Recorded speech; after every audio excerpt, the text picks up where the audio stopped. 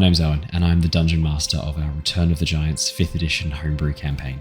Hi, I'm Ali. I'm playing Lyra, the Eladrin Spore Druid, and she is just a little bit obsessed with mushrooms.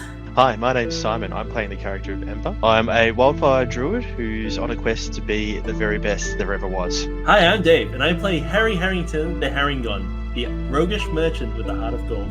My name is Christian. I'm playing Bartholomew, the romantic dancing Owlin, Paladin of devotion. Hi, my name is Matt, and I'll be playing Niles Silverwind, the Owlin, Way of the Sympathy Monk. Hey guys, I'm Jared. I play the character of Thrain, the boisterous frost giant, the Goliath, Path of the Giant Barbarian.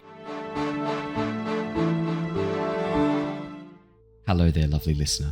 This is just a warning to let you know that this episode of Return of the Giants may contain adult language or adult themes. Hello, everybody. Welcome back to the Lost Archives. It is wonderful to see all of your gorgeous faces once again. We are here. We are playing the premiere Dungeons & Dragons homebrew adventure, Return of the Giants. We have one apology for tonight. Simon is unable to make it. Unfortunately, his flight back to Melbourne was cancelled. He's been on the road a lot with work at the moment, poor Si, but he does... He definitely will be back joining us next week. He's not got anything booked in for the next couple of weeks, so we will get to see Simon again very, very soon. Ali's joining us back again tonight. I'm sorry you were feeling sick, mate. Had stuff going on last week. Pleased to have you back, and hope everything's all okay. Yeah. I only set the family chat a little bit on fire. Hey, that's what I like to hear. There's no drama better than family drama, especially remotely, as you light the hand grenade, drop it and roll it gently through the WhatsApp group, and then take a step back. Reach into your microwave, pull out the popcorn. I love that. I love good family drama like that. It's what I'm here for. Even better when it's someone else's family drama that you get to hear about vicariously through Facebook Messenger. So thank you for that. You can see all the screenshots. yeah, exactly right. I have some exciting news. We are going to be welcoming a new player to Return of the Giants shortly. I'm not going to reveal who it is. But it is a familiar face that most of you will probably know. Most of you as in the viewers. What's up? Is it Jared? Is it Jared? Everyone would know it's Jared. Not a new player. Introducing someone already in the camp. Jared's not a new player to Return of the Giants. Unfortunately, I'm not sure when Jared is rejoining us, so I'm going to be filling in a spot while he's away. And I know, obviously, Dave, you've got some stuff coming up in June, July, so I was making sure we had someone who's up and running and part of the team, so that when you have to take a little bit of a step back in June and July, we've got someone ready to step in and good to go. So yeah, I'll be introducing them possibly by next week. I just need them to send me through the description for their character art. So if anyone, I don't know if there's anyone here who might be able to help me with that task, you could just give him a kick up the arse. No spoilers. Just a little kicky up the arsey. Oh yeah, okay. He's AKA Rungolo. I don't know what you're talking about. Okay. If you give him a little kicky up the arsey, Ali, that would be great. That'd be very helpful. Thank you. I'll do it too when I next talk to him. Awesome sauce. I haven't got any other fun news to share. Sorry, gang. So let's jump on in. Let's do a session. Let's jump in. Did you get a chance to catch up with the previous session, Ali? Yay or nay? No, that's okay. I had Lyra go off and do something different. So that's not a problem. That's easy to manage. Let me do our recap, and we will jump straight back into the session. We've got a lot to cover tonight, and it's going to be a big episode. So strap yourselves in, and let's jump on in. The Tempest Adventuring Guild, a name now legendary across the lands of Nostea, is taking on the threat posed by the return of the Giants. Lyra, Niles, Harry, Ember, Thrain, and Bartholomew have sailed across the waves to the Shattered Isles, making their way to the site of a volcanic eruption. The group have joined Maloran orc sailors Mac and Setu and their Triton companion Rilia, denizens of the floating city of Seastride. Travelling on the orcs' raft toward the town of Heatmeave, the group are now in the shadow of the erupting volcano. Arriving at Heatmeave, the team was surprised to find the town completely abandoned, the evacuation having begun only the prior night. While Mac, Setu and Rilia took the raft around the coastline, our heroes decided to make their way on foot through the empty streets. Wandering through the quiet roads, the team found clear signs of chaos and confusion, as well as evidence of the evacuation described by the orcs. More concerningly, however, were the scorch marks burned into the wooden buildings and piles of ash scattered haphazardly in the streets. As Bart and Niles noticed signs of people potentially hiding within the nearby church, Harry had begun to look through the nearby buildings, his search seemingly awakening a mephit made of ash, more of its kin rising across the town. With the ash mephits exploding into smoke and cinders each time they were destroyed, the flames had grown large enough to engulf one of the buildings, with Harry still inside. Just as Harry was turning to get himself back to safety, he heard a wretched voice call from the burning cinders, "Burn with me." Emerging from the burning buildings was a zombie-like creature composed of burnt flesh and ash, more beginning to rise from the surrounding area. Working swiftly as a team, the group began to dispatch the cinder zombies while also quenching the flames that seemed to be creating or empowering these monsters. With the last of the zombies falling to their magic, the team then focused their attention on further investigations, Ember noting the ash smelt like it was contained or contaminated with something. Harry soon discovered that the ash falling from the volcano was the source of the mephits, a new type that had never been seen on Nostea before. Suspecting either devilish involvement or something similar, the team decided to make their way to the church, where Niles and Bart thought they might have seen signs of survivors. Arriving at the grounds, the metal fencing showing signs of heat damage, inside the borders of the temple, the ashfall seemed lighter, the clouds above more sparse. Peeking in through the windows, the team could spy the outlines of several people inside, bowed in prayer, but watching for a few moments longer revealed the figures suspiciously still. Cautiously moving inside, Niles, Bart, and Harry quickly confirmed the people were all dead, seemingly having been poisoned.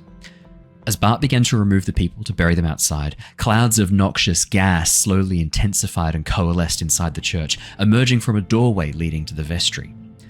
Circling around the outside to the priest's quarters, the trio discovered the origin of the toxic gas. A rosary clutched in the hands of a dead priest, along with pages of a complex ritual designed to purify the air. Grabbing the rosary and hurling it out over the ocean, the toxic gas soon dissipated from the vestry and the church. Searching around the sparse room, the team quickly pieced together what had happened. The priest had seemingly cast this ritual to draw in the toxic fumes from the volcano and keep the air purified around town. However, the magic had gone wrong somehow, and released the concentrated gas inside the church instead. But with the rosary gone and the magic ended, the air was no longer being cleansed, the trio soon noticing thick, choking smoke. The situation turned from bad to worse as the team also spotted the falling ash affecting the bodies they had removed from inside, quickly burning as they contacted the skin and starting to reanimate them as cinder zombies.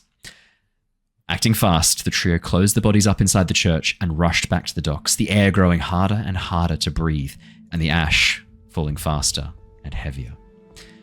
That is where we left off last session. We're going to jump back with Lyra for the time being. Lyra, I had you and Ember, while Harry, Bart, and Niles decided to check out the church, I had you and Ember make your way back down towards the docks, wanting to warn the two orcs and the Triton, Max, Setu, and Rilia, if they were to come back and try to look for you around inside the town, warn them about the ash mephits and warn them about the cinder zombies. Make sure that they were aware of the danger that existed inside the town, as well as give them a bit of an update about what was happening. It was almost time for the rendezvous anyway, so it kind of made sense for you guys to make your way down while these three explored the church.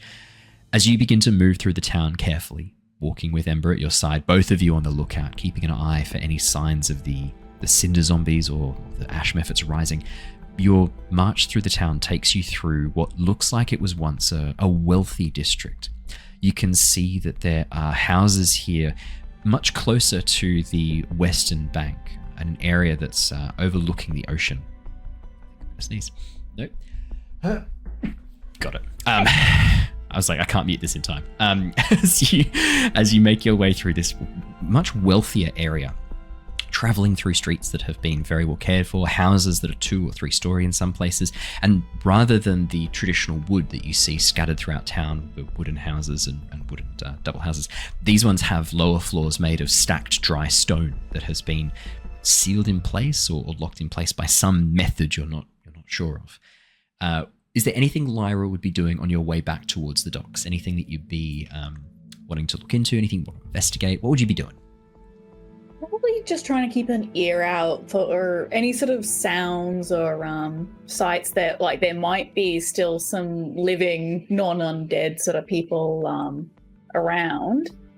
if I do find any usable corpses, I might be trying to maybe raise some of them myself, just because I know that, we're probably going to be going into a fight, and they're already dead, so it's not as if they're going to miss their bodies, like... One of the main issues you've noticed with the town is that those ash zombies, the cinder zombies, they formed that corpse-like body from the piles of ash. Most of the corpses in and around town have been disintegrated into ash, which is weird because the buildings aren't anywhere near as burned as they should be. For the human body to be burned away into a pile of ash, for the bones to crumble and fall apart, we're talking about intense heat here. The buildings are mostly intact. There's a few scorch marks, but that looks to you more like the Mephits throwing fireballs than anything else, little firebolts. And at this point, Lyra doesn't know about the whole poison gas turning... Or about the fact that any corpses left out under the ashfall attract the ash until it burns through, turning them into cinder zombies. Or ashfallen, I think is a better name, which I might switch to. Yeah. So you don't know any of that yet, unfortunately. That's a discovery the other team made by killing a rat and throwing it out into the open area. Oh, well, no, it was a dead rat that you found. But yeah, throwing a dead rat outside the church to see what happens. In that case, probably keeping an ear out. And then depending on sort of how much time we sort of have, like on the way back, if we're just completely hustling, or maybe I might do this sort of as we get back, but I've been thinking about maybe using a find familiar as well, just to sort of try and get just a little bit more sort of help for sort of reconnaissance and anything like that. Sort of like a little bit of a inkling idea that she sort of had as she's been sort of walking around. Yeah, I mean, you've got time to cast Find Familiar, for sure, if you wanted to. I think I might do that, if I can. Done. As you sort of find an open spot, in this slightly wealthier district, there's a large park area, a square that's been slightly fenced and gated, a patch of greenery within the middle of a large cluster of buildings. Looks like some sort of like terrace garden that's been designed for the residents of these slightly wealthier buildings. Moment of quiet, a little place of calm, protected a little bit from the ashfall by the buildings above and the large tree that has the leaves of which are holding large amounts of ash. But underneath, the ashfall is much lighter. And as you go take a moment, sit underneath this tree, Ember sort of offers, I'll keep watch. I'll make sure nothing comes up. I can keep an eye out. Casting Find Familiar? I was thinking about it. I mean, I know it's like a little bit risky sort of having a Fae or Celestial sort of, based energy sort of dude following us around, but I was just sort of thinking maybe, might take some of the pressure off Flicker, off, some of the more dangerous reconnaissance and whatnot. Who knows what we're walking into. Yeah, just that's fair. More help is more help.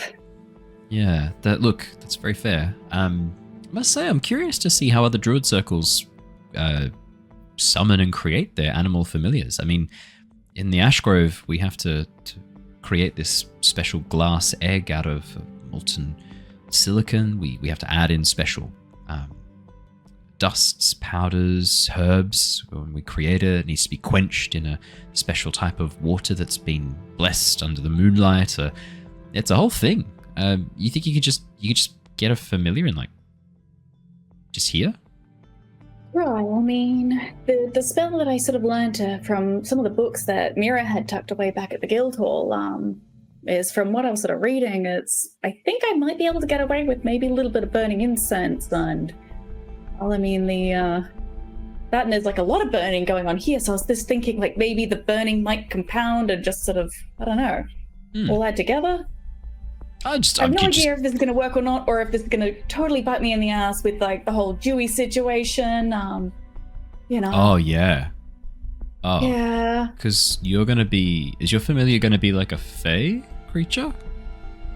I don't know. The spell that I sort of copied out from the book didn't really specify. I mean, it said it might be celestial, it might be Fae, it might be fiend.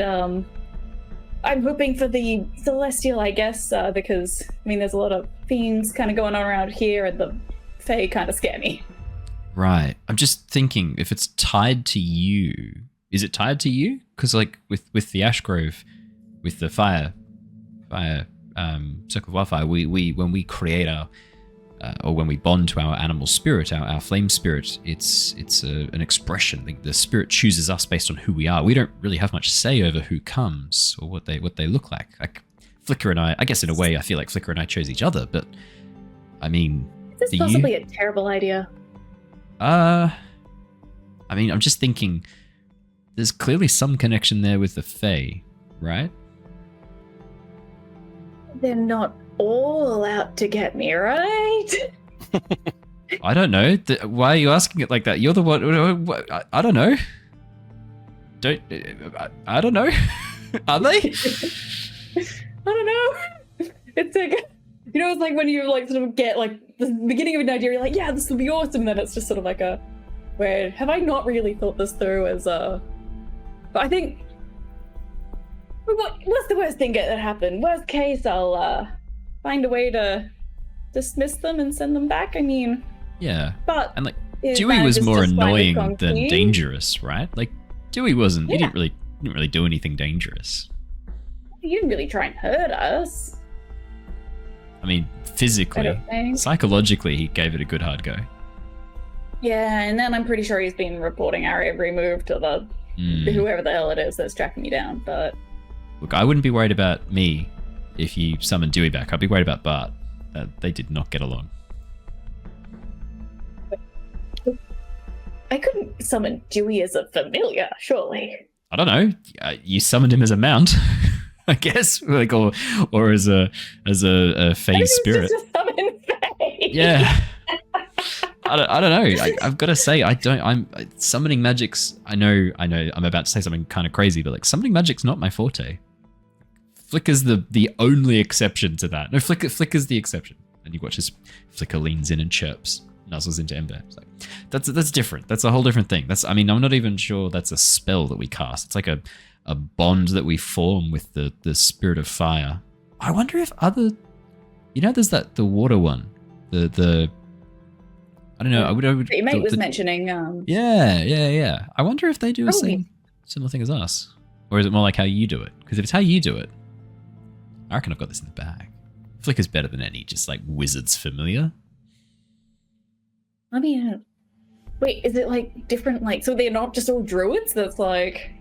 Just no, they're all druids. The official challenges. It's all druids. Like the path of champions that you're supposed to go on. It's all druids. You're supposed to seek out 6 other druids. Best them. Just gonna go ahead. I'm just gonna hope for the best, I think. All right. Good luck. Look, worst case scenario, if something comes through we don't like, Flicker will teleport us up on top of the building. We can just crouch down and hide and pretend that you're not here. Mm-hmm. Yep. And then just pretend that it wasn't me. It was here the whole time. All right. I'm on board for that. Deal. All right. Flicker, you got that? Okay, get ready. You have to be quick. Okay. Flicker's ready. Let's go. Let's do this. All right. And I sort of bend down and sort of probably with like a bit of parchment from the pages of the book that I've sort of copied out. I'm sort of just like drawing in probably just the ashes that are on the ground itself, just with my finger, like drawing out the circle and the little runes associated with them, planting the incense smack bang in the center, and just sort of and then just getting to this point of like, hi familiar, if there's any familiars that want to be friends, very much friends, no faux familiars, please. You sound like fucking like the Saddle Club picking a horse. Like, please be my friend. Which is the friendliest horse? Could you please get trampled? Yeah, that's what happens next. Could you please roll for me a D100? And we know how these go, so I'm going to ask for it anyway. We had another D100 roll for the Hearthstone connection last week, Ali, and it was a grand total of 5. That's a 25. You guys, that's the highest D100 roll. Wow. No, it's not above a quarter. It is a quarter. Let's not get too carried away. It's above a quarter. It's a quarter. To the nearest quarter, it's still a quarter. Nice try, Ali. I respect the play. As you reach out, calling in your mind. You perform the spell. This is the first time you've performed this spell in actuality. You've seen it written out in the books, as you said, when you were having a bit of downtime after the events of Tyranny of Dragons, having a bit of a downtime, reading through some of the books. There were a few books on ritual spells that I think it probably would have been like Faye fans, like book of 101 essential ritual spells for adventurers, and you're like, this sounds perfect. So you like flip through, and the Find Familiar the page was covered in these beautiful drawings of animals, Fae-like creatures, celestial creatures, a few imps as well, and like the pictures I say probably were what drew Lyra most to this spell, because it was beautiful artwork, brilliantly done. And so kind of that's probably why you spend a bit of time on Find Familiar, whereas like the spell, there's another spell a little bit later in the book, a ritual spell that seemed to involve some sort of like had just a very boring picture of a door and talked about unlocking stuff. You're like, boring, who needs that? So focused on the Find Familiar. The Summon Fae didn't go too well.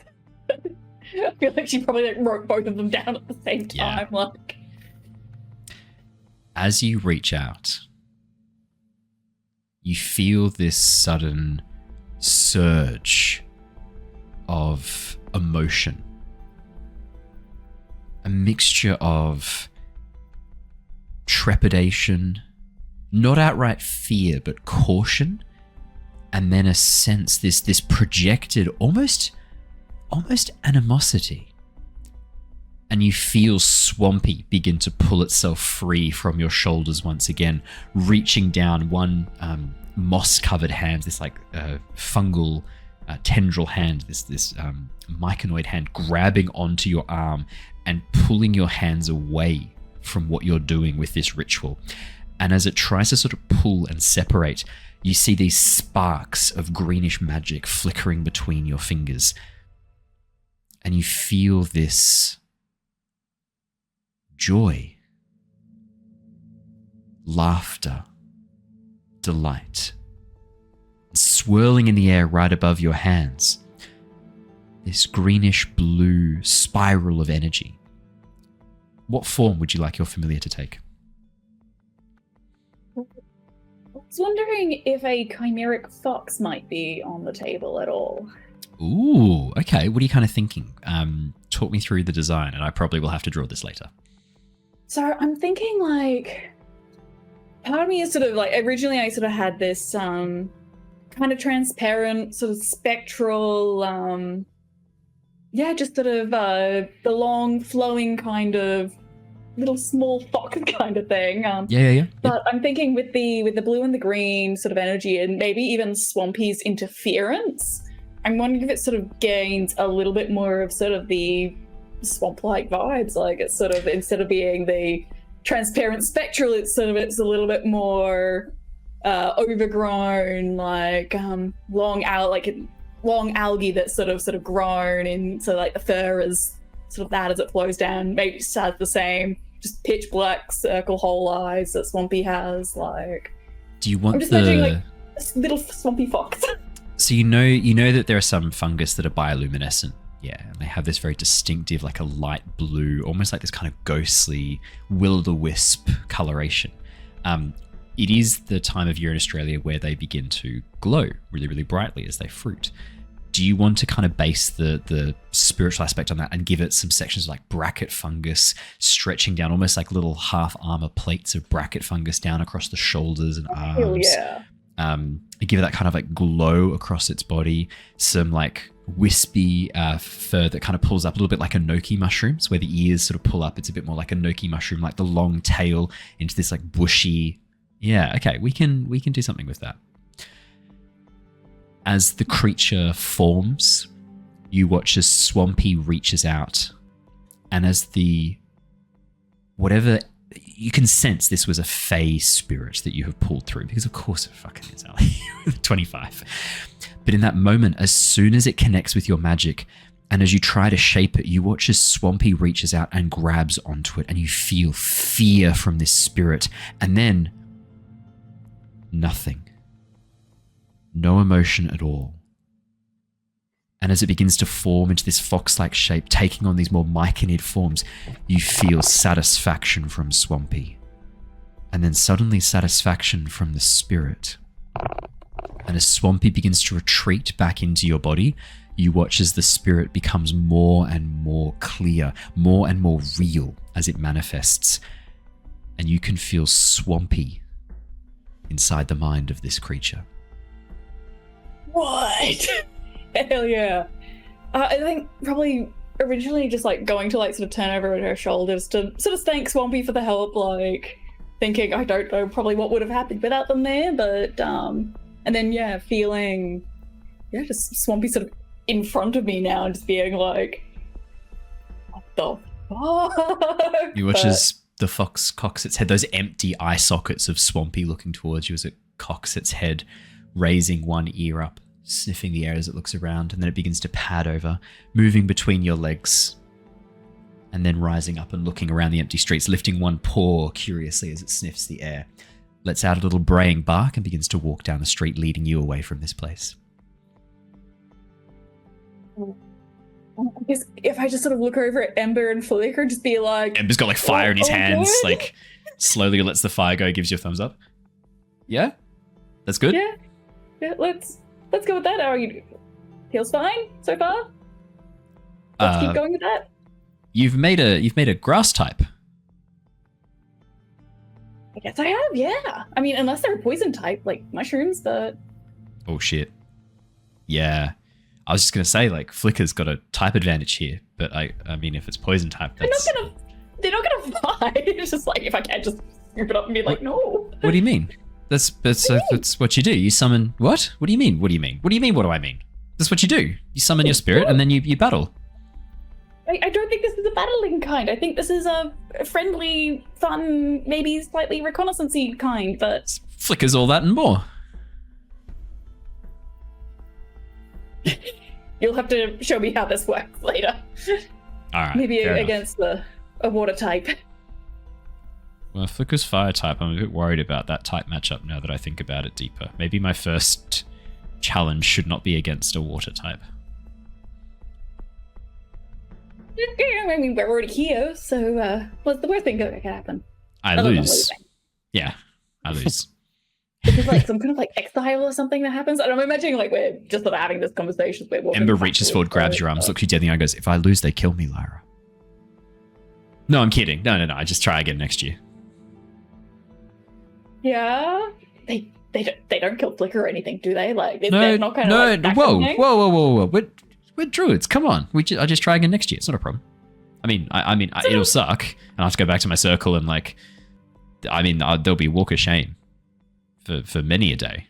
They'll look at me. People will know that I'm a loser until next year when I will win, and then I'll be a winner again. Sure. Look, I just want to be the very best that no one ever was. All right. I mean, that type matchup is really disadvantageous. Yeah, it's nuts, isn't it? I'm really not a fan of this. I'm really hoping she's not actually a water spirit user. I'm hoping it's like ice or something and someone just hasn't been paying attention. Like it doesn't have any, I don't know, like lightning kind of spells or, anything that's literally not fire. Right? You did your best by yourself. You watch as Ember turns towards the flaming bird-like creature on his shoulder. I don't know, phoenix-like things. Phoenix is a bird's made of fire, Lyra. Volcanic lightning? I mean, if we can figure out how that's doing that, I wouldn't mind. No, that's actually... if we can figure out how to do that, I would do that, for sure. It's at this moment in time, the wind drops all of a sudden. Everything is calm and still. And suddenly it's a bit harder to breathe than it was a moment ago.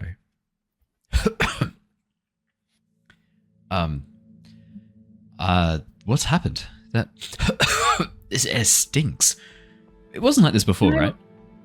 It definitely wasn't. Can I look up at the volcano? Like, does it look any different? No. It's dark black smoke spewing into the air, the ash falling from the clouds. You can't even really see the top of the volcano anymore. The ash cloud is now covering it completely. But something feels different. Something feels profoundly different.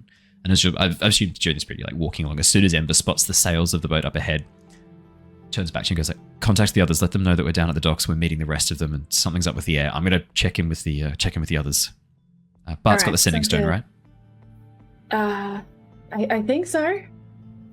I don't know who has the other one. You have the other one, right? Yeah. Here you go. Take it. I'm gonna check on the others. All right. Cool. Yeah. No. This is like coughing on the air again. Probably like I think I got the. Before we sort of split up, if I can, I'm gonna like just re-wet the cloth and everything that we've sort of been using as masks, rinse them out, all that sort of stuff, and Perfect. Yeah. Unfortunately, you don't have any mayonnaise, but water will do in a pinch. Probably. I was gonna say slightly more breathable, but probably not. What are you gonna do without the mayonnaise? Weirdly, actually, vinegar. You've got vinegar in the Jug of Alchemy, right? Yeah. Vinegar would probably be the best thing you could use. Yeah. Sure. Just thinking, mildly acidic, it'd trap some of the more dangerous chemicals that are in the air. Actually, not a bad idea. Not a bad idea. What would your sending stone message be, Lyra? And it is Bart. You know that it's Bart who's got the sending stone. Yeah. Probably WTF is this air? Rush back to boat ASAP. And I don't know, just any ideas or. So I had a guess at what your sending stone message would be, and they received it last session. I was actually pretty spot on. That was pretty much what I said. I think the only other thing I added was like we've met up with we're meeting the others. Come to docks was the last thing I had you say. Or like meet up at boat. Yeah, basically. It's awesome. Okay, great. I'm really pleased with that. I had a bit of a guess, and I thought, we'll see how close I was at guessing what Lyra's message would be. Perfect. The timelines converge at this moment. Bart and Harry, you were both walking because Bart's wearing his armor as you chunk down the street. I believe you'd rolled some not so amazing con saves, unfortunately. So you're starting to feel the noxious fumes getting to you. Niles, as you fly overhead, you see the raft docking up with the docks, much further over, staying as far away from the port as it can, docking at a small fisherman's pier just near a large windmill on the coastline. And you can see at the moment Ember looks like he's talking with the three figures on the boat.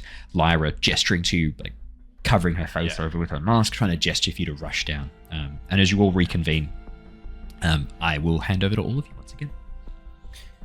So the response back to Lyra was something along the lines of just very short and crisp of, look, we're on our way. And then probably after a little bit of time, us three coming back down to the coast, Niles, Harry, and myself.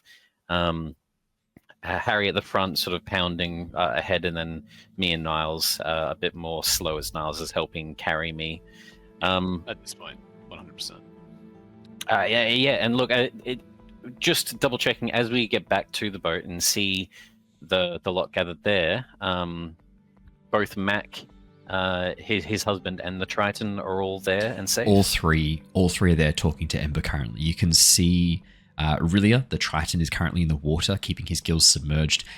But the surface of the water is covered in ash from it constantly falling, and you can see he's moving his hands around to keep this space open so he can stay up close to you guys and still communicate. Mac and Setu look like they're slightly singed. You can see that there are little burn marks up over their shoulders and neck, little patches where their hair has been singed. It looks like they've gotten closer to some of the more hotter ashfall sections, shall we say. But otherwise they're looking okay. The boat itself, there's a few burn marks, little cinders burned into the mast, and you can see the wood around has been scored by burning hot cinders and pumice that has been superheated and is floating on the surface of the water. But they seem okay. They seem uninjured, shall we say, but not looking like they're having the best time. Okay. Look, as we arrive back to the boat, we'll tell you what happened later. At this point, I would say probably even you would need to do a perception check. Specifically for Bart, there's actually like literal blood droplets coming down from his eyes and nose. We need to get out to sea now if we can. Get away from the cloud above. The village is condemned. We need to make sail now. All right, let's go.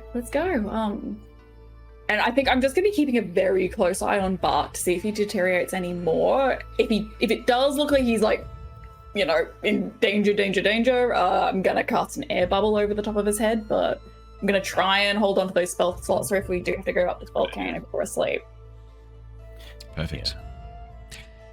As you jump onto the boat and make your way out over the waves, Setu takes most of the work, manning the tiller as Makui comes over towards you guys, wipes this soot and ash off his brow, hooks down his fingers, wipes on his pants, and goes, "Oh, that was dire. It was very dark out on the waves. We found a number of boats that had been sunk. No survivors so far. It's the people in the water. Something has happened to them. They have burned along the top of their bodies. We had to fight these things made of ash and flame that were floating on the surface of the water near their bodies. It was, Did they explode in some sort of like poisonous gas or any type of something like that? None of them exploded in poisonous gas, but most of them were throwing balls of fire towards us and towards their boat. It's lucky that Rilia here knows some water magic. Was able to shape the water around, put out the fires quickly while we focused on taking them out and killing them. That sounds terrifying on a wooden boat. Oh yeah. Yes, yeah. We try to avoid creatures that can throw fire. Unfortunately, not possible. What is happening to this air, by the way? It is getting harder and harder to breathe. We suspect it's coming from the volcano, some sort of poison cloud. Yes. We need to get upwind as quickly as possible. If we can get out of the shadow of the volcano, that would be good. Niles, they don't they don't know about the beads, the anal bead. Oh, sorry. So what? That is a completely different set of beads. You and Niles go. None of our business. I'm a bit sick. My mind's got rosary and anal for some reason. I don't want to say that I'm an expert on this kind of stuff, but I am dating a psychologist who is, and that feels very Freudian. Okay. Yeah, right. So I should wash anything that comes up from the bag of holding, is what I'm hearing. I think the vinegar from the jug of alchemy will really be your friend here. Sterilize that. Wow. Yikes. Sterilize the eyes and ears. Yeah. It's mayonnaise when you're using it.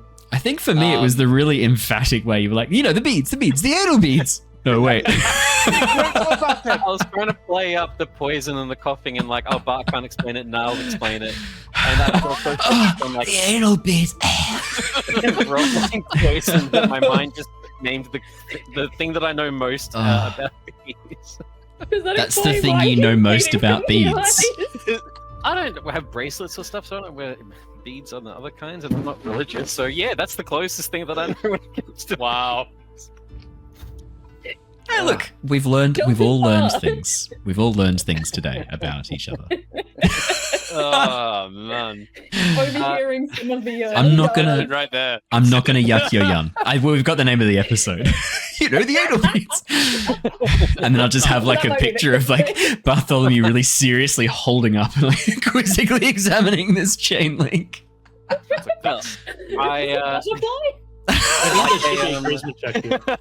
Like a meteor, I tossed the anal beads far, far into the ocean. Wow. We'll have one more go at that. Mick and his partner are both males, right? Yeah. Yeah.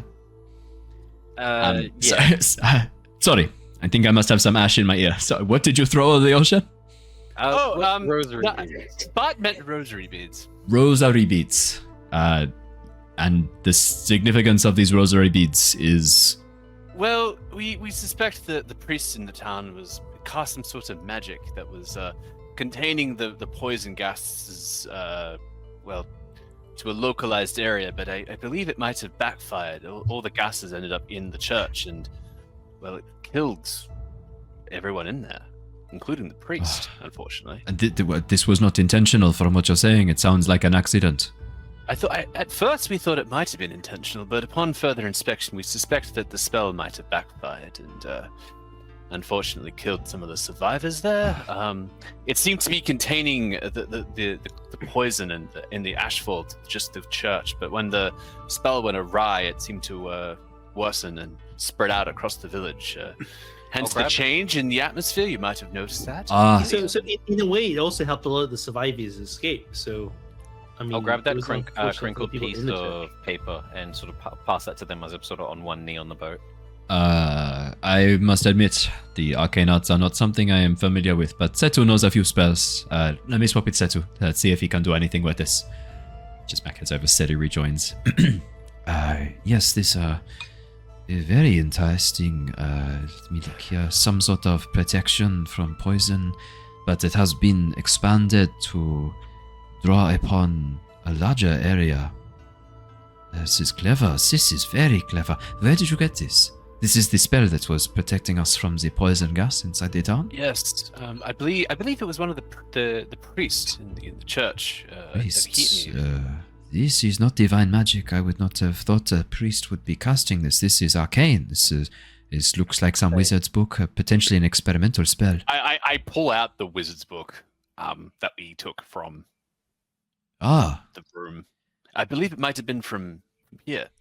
You can see the page matches up quite well. Setu, much more slight than his partner Mac, begins to flick through the book, muttering a little bit under his breath. Yes, interesting. There are a number of spells in here that are experimental. These are not spells I am familiar with, and they seem like the person has been trying to create their own spellcraft.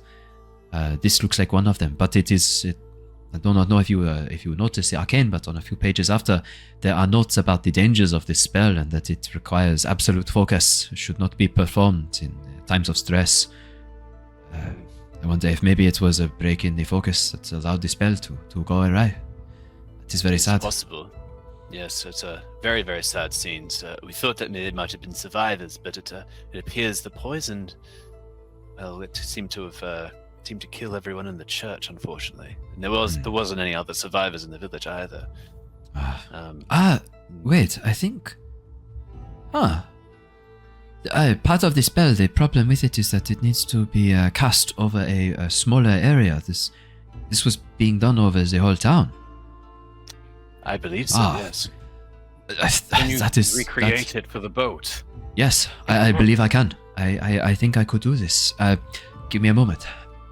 You watch as Setu places the book down in front of him, begins tracing his fingers over the lines of the page, then matching the movements around him in a circle. And as he begins to perform this ritual, following the spells, begins speaking in the arcane tongue.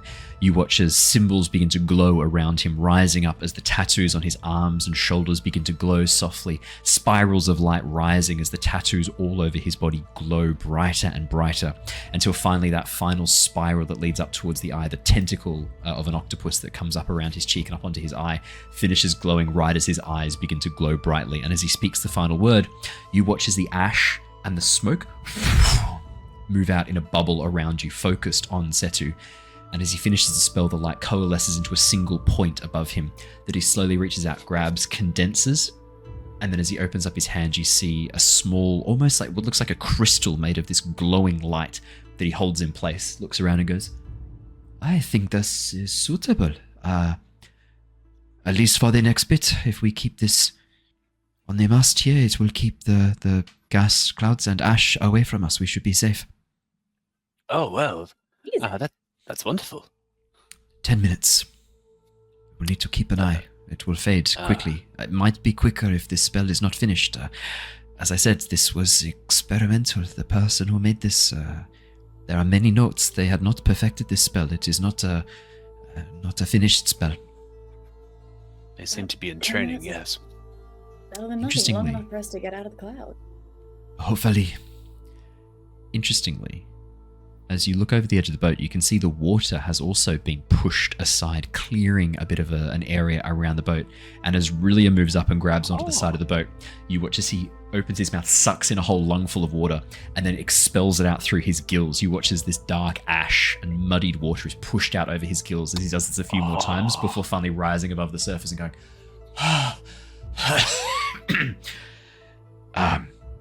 this is great. Thank you for this. This is wonderful. Whoever cast this.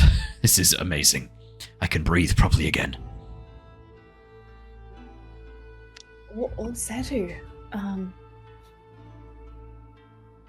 You didn't think to cast this hours ago, Setu? as he looks up and said, I just got the book. It is a spell that they found in the town. Yeah, I cannot help more than I did it as soon as I could. Okay, yeah, fair. Alright. Well, the good news is we've not got much further if we're trying to get out from under the ash cloud. We tack around here, the winds are favourable, the currents should pull us along quickly. I think we can speed out around the edge. Hopefully try and find a landing spot on the edge of the volcano.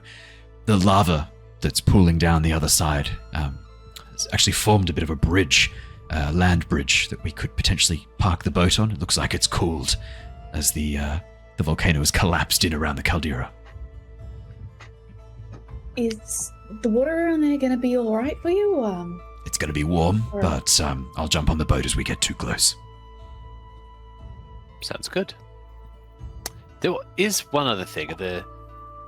I'm a bit concerned about the ashfall. I've never experienced or heard of creatures forming out of the ash. It appeared like they were coalescing within the ash itself as it fell. Have any of you ever heard of this before? Look at Ember? Just any stories? As everyone turns towards Ember, you watch as Ember sort of looks around and goes like, "Me, right? Yeah, I do a shitload of fire magic. Look, I'll make a quick check and see what I know." As I break the fourth wall. Yeah, look, I'm not sure if there's any. I've never heard of stories of. I mean, look. Methods. I know methods. Fire methods, smoke methods. I've never heard of ash methods before today, as far as I'm aware. But like, do regular methods form out of the elements like that? Like out of fire or out of? Well, they can do. Any place that is saturated with elemental magic, fire that burns there for a long time can create a method. Same for smoke, but it has to be an area infused with elemental energy, which makes me think if this is falling from the ash, then there's a shitload of elemental energy coming from that volcano. Like an absolute shitload. I don't know why Ember's so like deep now. An absolute shitload. So I'm just making him really deep. Let's roll a nature check for Ember. Here we go. That's a 10. No, that's what he knows. What I've just shared already. Cool. Well, that makes sense to me. Yeah. As far as I'm aware, and it takes time. Like this isn't something that just happens overnight. A fire has to be burning for days, and not just a tiny campfire. I mean, like a proper fire burning in an area filled with elemental magic, overflowing with this natural magic. That's what can create methods, from what I've seen. They like the elemental energy takes control of the fire and forms a method out of it. The volcano, either it's always had elemental energy or it's recently been infused somehow. I don't know, maybe that weird device that we saw on the camera from I've completely forgotten his name. From Riz. Yeah. Yes. From Riz's camera, that weird, square box thing. Let's think back to that. That was an interesting turn of events. What exactly did you see in that camera again? Weird cubes. Like, the drone didn't last very long, but it was some kind of technology, I guess, is all I can say. I also cannot, for the life of me, remember if there was a humanoid there that we saw or not. Just the giant. All I remember is the weird cube. Yeah, the giant. There was a giant. Was it actually a giant? So, oh no, sorry. When you were looking at the camera, you didn't see the giant, but you heard described by Ember's friend, whose name I have here. He had seen a giant moving around the base just before. He had seen. Okay, so there's definitely a signing of a giant. All right. Ikar had seen a fire giant moving around the base. Yeah, playing with some massive metal thing. Yeah, I think it's the metal thing that's stuck in my mind. But yeah, we've seen the metal thing on the camera. I'm also half wondering. I mean, it was a while back ago, but we were sort of, involved with those cultists. I mean, there were elemental cultists. I mean, elemental magic. Could they be working together? Maybe that's. I was thinking that that cult might be involved. We are very close to Dralmethion, as Max speaks up, swapping back with Setu and striding forwards. It is maybe a day or two sail, just directly east of us. The elemental states are not too far. Closest volcano to Dralmethion, by any chance? I do not know.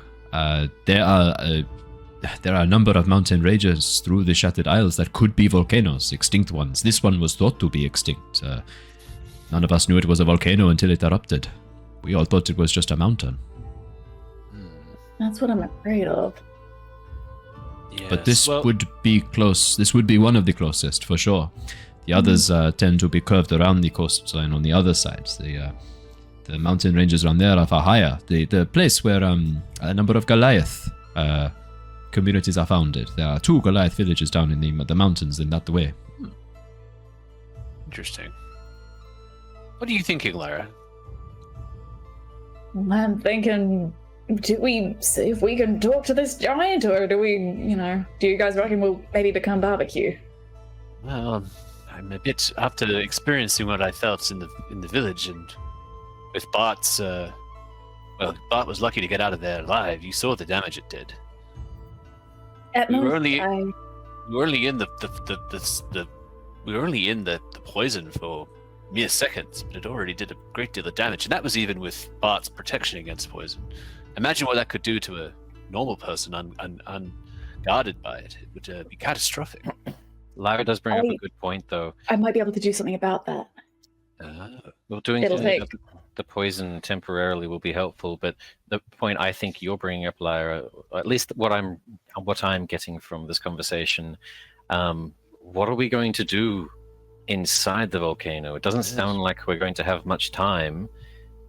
Well, air I can deal with. The heat of the volcano itself, if that's something sort of a bit beyond my abilities, but it'll take a lot of the magic that I've got left that I can create 6 globes of air around 6 people's heads the last 24 hours. I mean stopping the volcano. We have no idea what's causing it, so how do we know we can...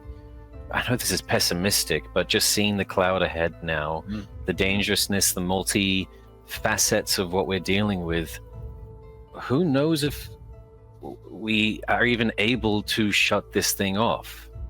That's a That's good what I'm point. thinking. We talk to the giant. We see if we can somehow reason with it, maybe, or if it's a device that's, that activated this volcano. Maybe we can do something to the device. Remember, like when Harry did the thing with the crystals, and kind of yes.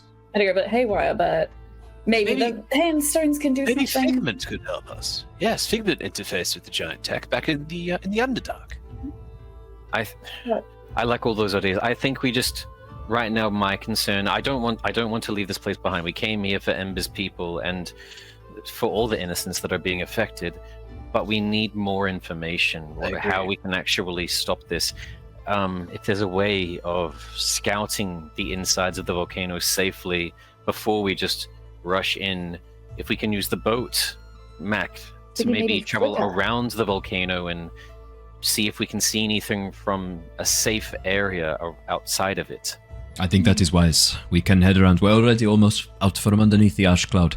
I think if we can get ourselves out into the open air once again, get a good view of the volcano, find a safe place to land, see if we can find out what is happening there. If you think that giants are involved, or if there is some structure on this island that we can interface with, do something with, I think that is very well. If we can stop this erupting, even better. I have not heard of being able to disrupt a volcano's eruption, but if you think you can do it, I will We partner also here. need to keep an eye out for any evidence of this fire giant. He may have covered a bit of distance since he was last spotted, but if we can figure out where he's gone and confront him about this, we might be able to get some answers from him or them. Because in Ember's dream, it wasn't just this volcano. It was, weren't there others? I'm thinking it's those others on the other side of that coastline of Drolmethion that Which is either the Ember giant's nods. still here, or the giant is somehow on his way to those other volcanoes. Which is Ember nods. Yeah, it was a number. It started with 1, and then more and more and more until the sky was filled with ash and lava flowed across the land. Ember, Lyra does bring up a good point. Your Flicker, how far can Flicker travel from you? Could Flicker recon for us while we travel around the island? Yeah, Can Flicker you see can. through their eyes? Yep. I can see through Flicker's eyes. Flicker's works like a familiar in some ways, and I guess its own special thing in another. But yeah. Oh, well, and Flicker can handle the heat, right? Yeah, Flicker. Like, again, points to the feathered bird made of flame on his shoulder. Yeah. I know. You know.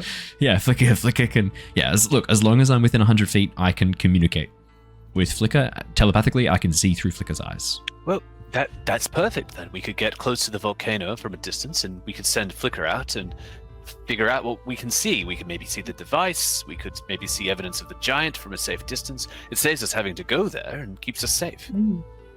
100 feet isn't that far, I'll though. go for that. How you said you can communicate with Flicker that far. If need be, similar to what I've done with Kong Chi, can Flicker leave that range and go further? Oh yeah. Flicker can go further, but Flicker's really intelligent. But Flicker doesn't think like you or I. I'm gonna have to get impressions from Flicker's memory. Flicker's gonna have to communicate to me. It's gonna be emotions and less visual. But yes, 100%, and I can get information from that. I've done it before. Flicker and I did it when we first left the Ash Grove, actually, to try and find our way. I just personally would like eyes inside the volcano before we trek up the outside, trek inside, and then realize when we're inside, oh fuck, we can't do anything about this. That's right. I don't want to risk Also the anyone heat. going there and Yeah. getting hurt. Yeah, I can send Flicker now, while we're traveling. I mean, you get all that? I have no qualms about that. All right, buddy. Off you I don't go. think we have any other ideas. You watch as Flicker takes off, wings flapping, rising into the air, vanishing up through the ash cloud above. Which is Ember nods. And then as you look up, you can see the boat has indeed reached the edge of the smoke pouring from the volcano. And while there is this kind of like, not like a halo, but there is an area around the sky above the volcano that is still filled with smoke and ash, most of it is blowing with the wind towards the west, over the coastline, over towards Heatmeath. And as you pass that extra little distance away from the ashfall, away from the smoke, as the wind picks up and begins blowing in your faces once again, you watch as Setu drops that protect from poison, but the air is sweet and clear. Well, not sweet, salty because it's on the ocean, but sweet compared to the noxious fumes you were breathing underneath the cloud of the volcano. And as you push away from underneath the cloud with the sun shining, you can much more clearly see the volcano itself. The side of it is rocky and barren.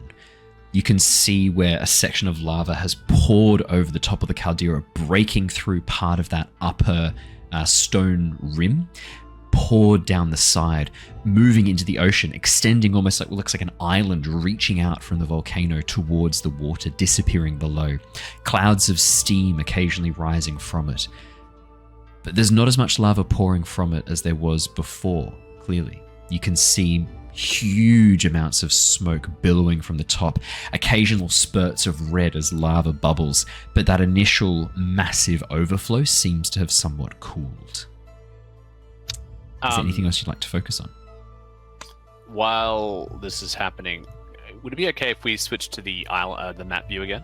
Yes. Yeah. Let me bring evidence. Just so I can get a digital of. So I was going to ask, the direction of the lava flow, does it sort of seem like it's going to create like a land bridge towards where the other dormant volcanoes are? Or is it sort of looking like just a random sort of direction? It's just a random direction. So the lava bridge, it's not really a lava bridge. Where the lava has kind of poured over is this section that is now protruding from the island. I already had factored in part of this in the island's structure. So this section that's kind of pushing out from the island here, away from Heatmeath and towards Lost Alley, towards the Ash Grove as well, I should say. That is where the lava has pooled and formed a little small bridge. But like, this would have to erupt for like 100 years for it to form a land bridge over connecting to the mainland. Like, we are so far out at sea right now. You can't even see the borders of Oceania. Giants are long-lived. That's a good point. And so Gobridge is right behind the volcano then, by that token. Okay. Gobridge is to the south, and it's been spared most of the smoke and ash because the wind is blowing. It's an easterly wind, so it's blowing from the east towards the west, pushing all of that smoke and ash away from the coastline and away from Gobridge. Hopefully the wind doesn't change. Well, that's very true. Two things with Bard. One, what I'd like to be doing as we get out and start circling the islands, because obviously, taking a look at our travel distance from like Mudreach to Heatme being a full day, traveling around the island's probably going to take a couple hours. One, Bart would like to do a short rest. Putting his hand up is like, I need to recuperate a bit after the island. I'm pretty messed up. During a short rest, I would like to, if I can, ritual cast ceremony. It takes an hour, which is like over the course of a short rest. And I would like to do the bless water one, and with one of like a vial of just seawater, and the symbol of Melora, try to turn that into holy water, because I know that we're facing undead, so it might be useful. Nice. It's only one vial, but better than no vials. Exactly right. That's great. Yeah, take your short rest, and you can add 1 holy water to your inventory. I'll do the same. Once we've done a little bit of traveling and the short rest is actually done, I'll also hand out the 10 hit points and inspiration. But for now, while we're just like starting this little first bit of the exploration, I want to do that. And there was something else. Well, move on. I'll remember. Ali. I was just going to say if I could also maybe get down on the short rest bit. Yeah, Niles will do the same thing. 100%. Yep. While this is going on, Harry, what are you doing? Not a lot, really. Just I think Harry's feeling pretty good as far as rest goes. So he's just sitting on the front like a watchdog and looking off in the distance with his dark vision. Do you want to make me a perception check, please, Harry? Or investigation? Your choice. That's a 19 in perception. Harry, as the others are kind of focused, like checking on the map, planning their route around, Yotch's Bart begins to bless some water in a little vial. Lyra and Niles seem to be getting ready to take a little bit of a rest. You're much more focused on the horizon and the volcano itself. And as you begin to look up across the slopes, tracking the movement of the rock, following it up towards the caldera, the sun that's shining above glints off something in the caldera, where the section of rock has fallen away and allowed that magma to flow out. You can see what looks like a ring of metal inside the rock. And you notice something really bizarre. Mm-hmm. There's a gap underneath it where lava has poured over, but there's no glow of light coming from underneath this gap. There's no spitting magma. There's no smoke rising. But you look at the top of the caldera, there's pouring out of the top of this volcano. But about 3 or 4 meters down below the rim, nothing. Below this metal line. Nothing at all. Guys, actually, does my wand have a range limit? It does, I think. Yeah, I think it's only 60 feet. Okay. Or 30 feet even. It's not huge. Hey guys, look at this. It's like there's a shadow there that it's almost magical, because there should be like reflections from the lava and stuff, right? Just above, what's that metal ring over there? What do you mean? As Harry points it out, you can clearly see the very top of the volcano, right at the very peak, right at the rim of the caldera. Lava spurting out, smoke billowing forth. About 2 meters down, a little patch where the side of the mountain has collapsed and crumbled. The side of the volcano is broken away, probably where the lava flowed down. And you can see a glint of metal and what looks like almost like a cave into the side of the volcano. Nothing. No fire, no magma, no smoke pouring out. And this is like 2 or 3 meters down from the rim of the volcano. I just want to point out that I can... Oh, so the dog in my room. That I can see magical darkness. Yeah, it's not magical darkness. Okay. Plus, I think your range of that is only 120 feet, Harry. You are like miles away from this. Yeah, okay. Is that an entrance into something? It looks like it. Or some sort of warded area, perhaps? It's hard to tell from here. What concerns me even more if that's an entrance, but Are we saying that, like some sort of fossilized creature, there's something inside the volcano's crust? Wait, does anyone have an eyeglass? Yes, actually. Yeah. I'll I think we've got a couple of them. I'll pass you because I'm still doing ceremony, but I'll pass you the one that Ember gave me. Yeah, I think Lyra might have one as well. Ember pulls out like 3 more. Ember's got a We've got couple, a few. yeah. Yeah. It's I kind of might like just the see if I can have a look. Pirates of the Caribbean. You watch as like Bart pulls out his hands at you, Niles, you unclip it, and then Ember pulls out one that's like 3 times as long. It slowly focuses in the distance. It's a good scheme. Yeah. Perception or investigation check, whoever would like to. Ember will. That's 24 for Ember. Oh, they get advantage, I'm pretty sure, with the spyglass. That is true. Thank you very much. I thought the second one had come through, but it clearly hasn't yet.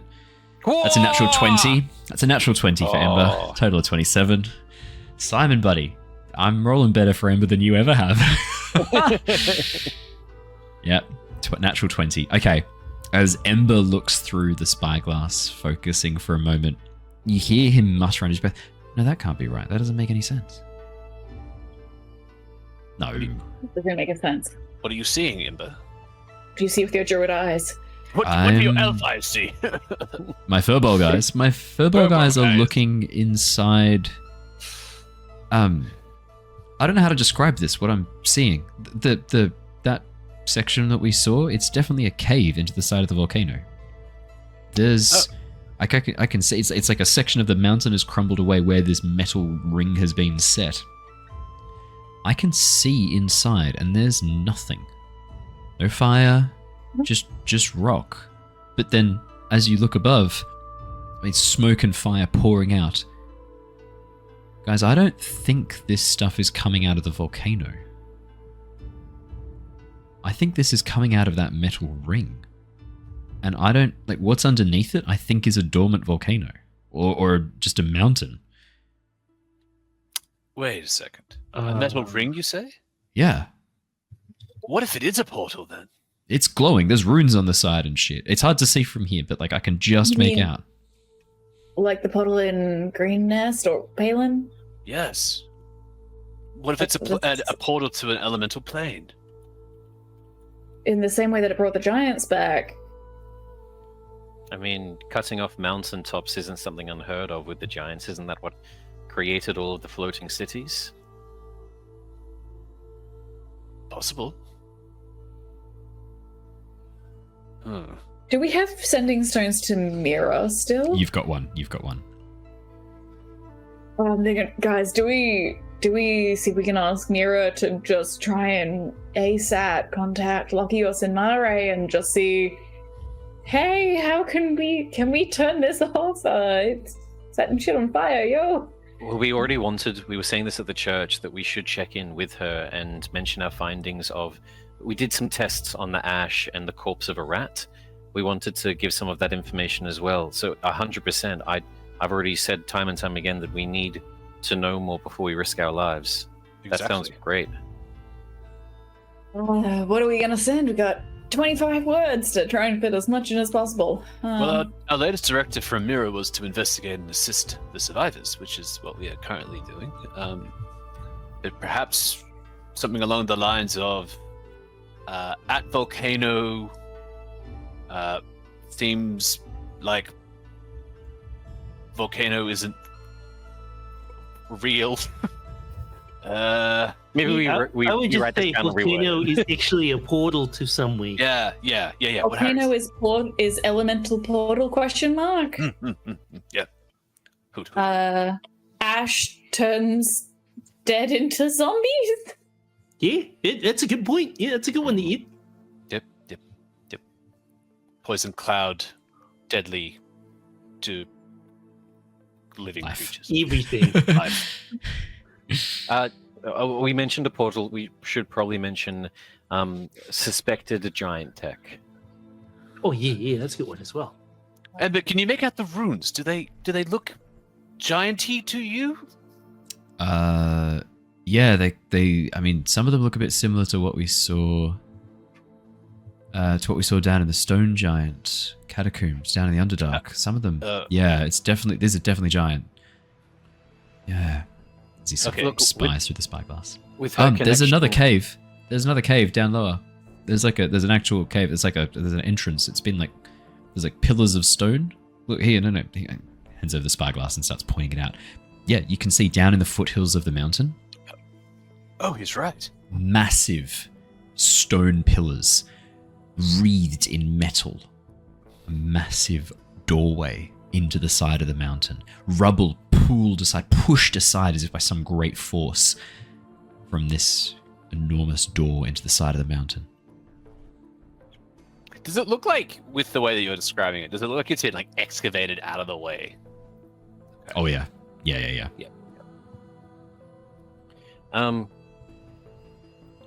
Maybe as well, I know that with Tiamat's involvement and everything, that any higher bodies usually incur some sort of dangerous situation. Should we say Melora watching? We've had several encounters with her so far. The winds with the boat, the city that we just came from, when I was healing the refugees. Whatever's happening may be grander than...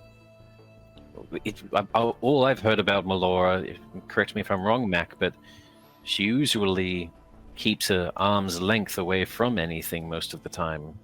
Refraining Melora, from being involved. None of the gods do much anymore. There are tales of a time when they walked the earth and did more. They were far more active, but that is in the lead up to their ruin, when the gods fought the gods, they turned on one another. Ever since, the gods that remained, those that were not betrayer gods, they have promised to keep their interference on this world to a minimum. But I would say that for those who are paying attention, Melora does more than she appears. She does not ask much from her followers. She does not like to be prayed to, does not want devotion or sacrifices in her name. But it is hard to say what is luck, what is divine intervention. But I would say that those who follow Melora's ways often pass by unharmed in situations where others would be lost at sea or suffer as a result of the natural world.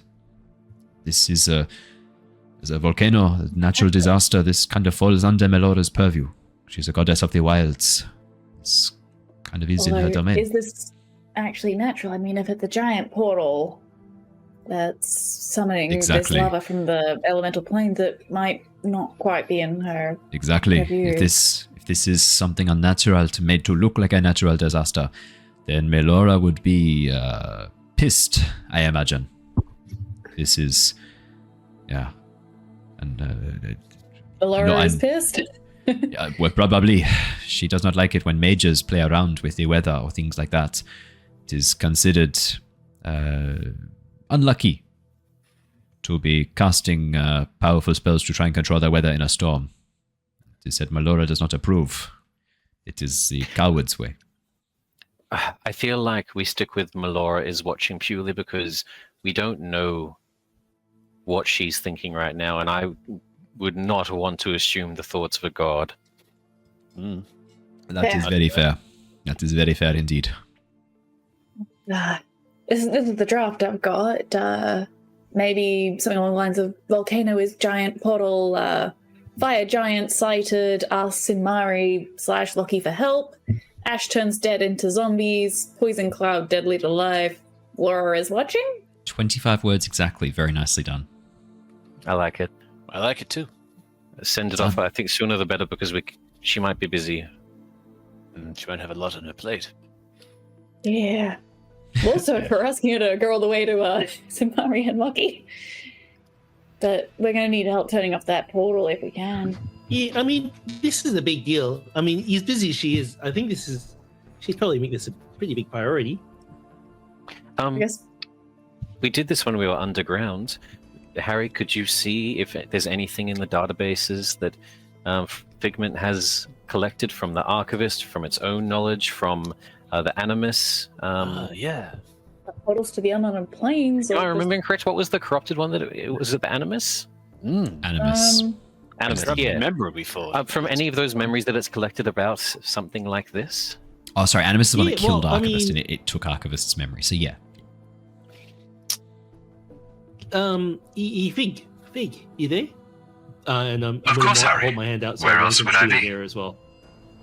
Oh, Oh yeah, hello, that's friends. It's a good point. Oh, hey, Figment.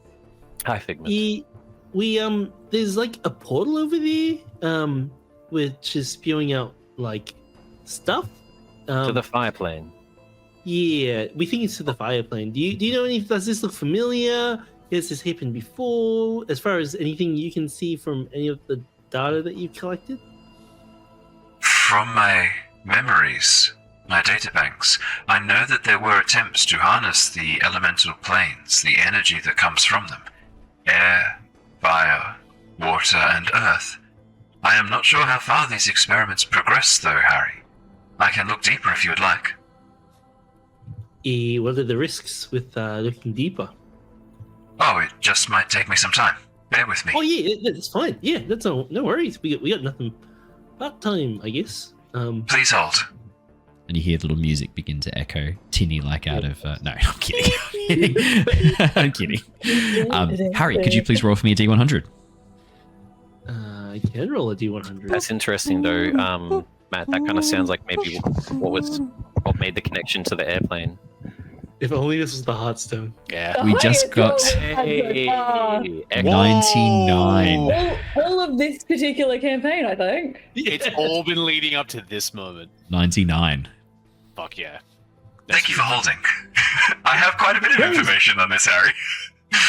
Quick! You said we'd have to wait a while. It turns out that it is ordered alphabetically, and F is quite near the front of the alphabet when you're looking for things about the elemental planes. It was very easy to skip via air, and Earth I figured was unimportant in this, which left only fire and water.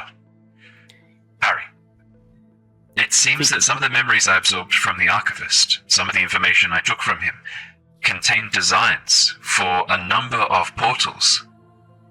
One-way connections to the elemental planes that could draw forth energy, aspects of them, even physical things inside the planes.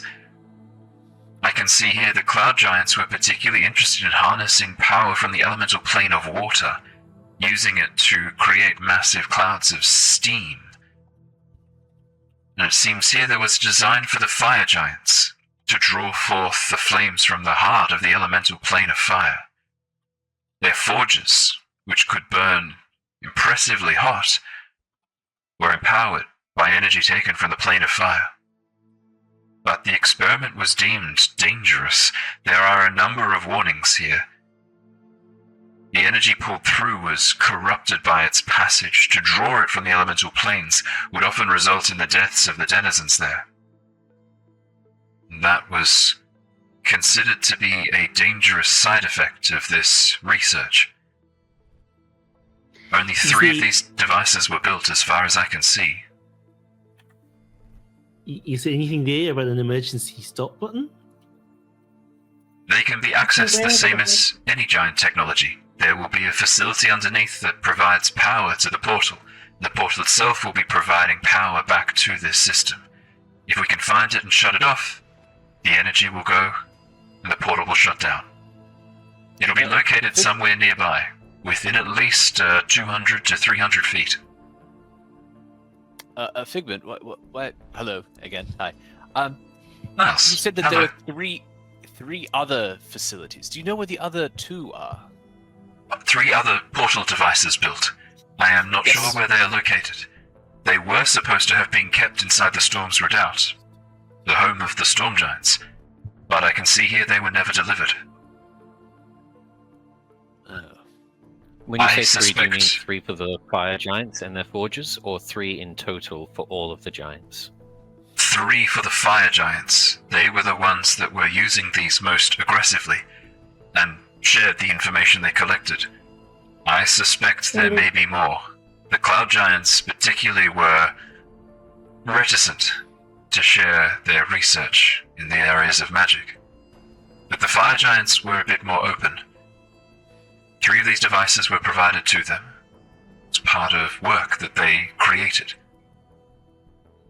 But they were You not say delivered that- back to the Storm's Redoubt. None of them. Provided to them. Do you know how many total devices there were made that were provided to, distributed between? Apologies, my wording was clumsy.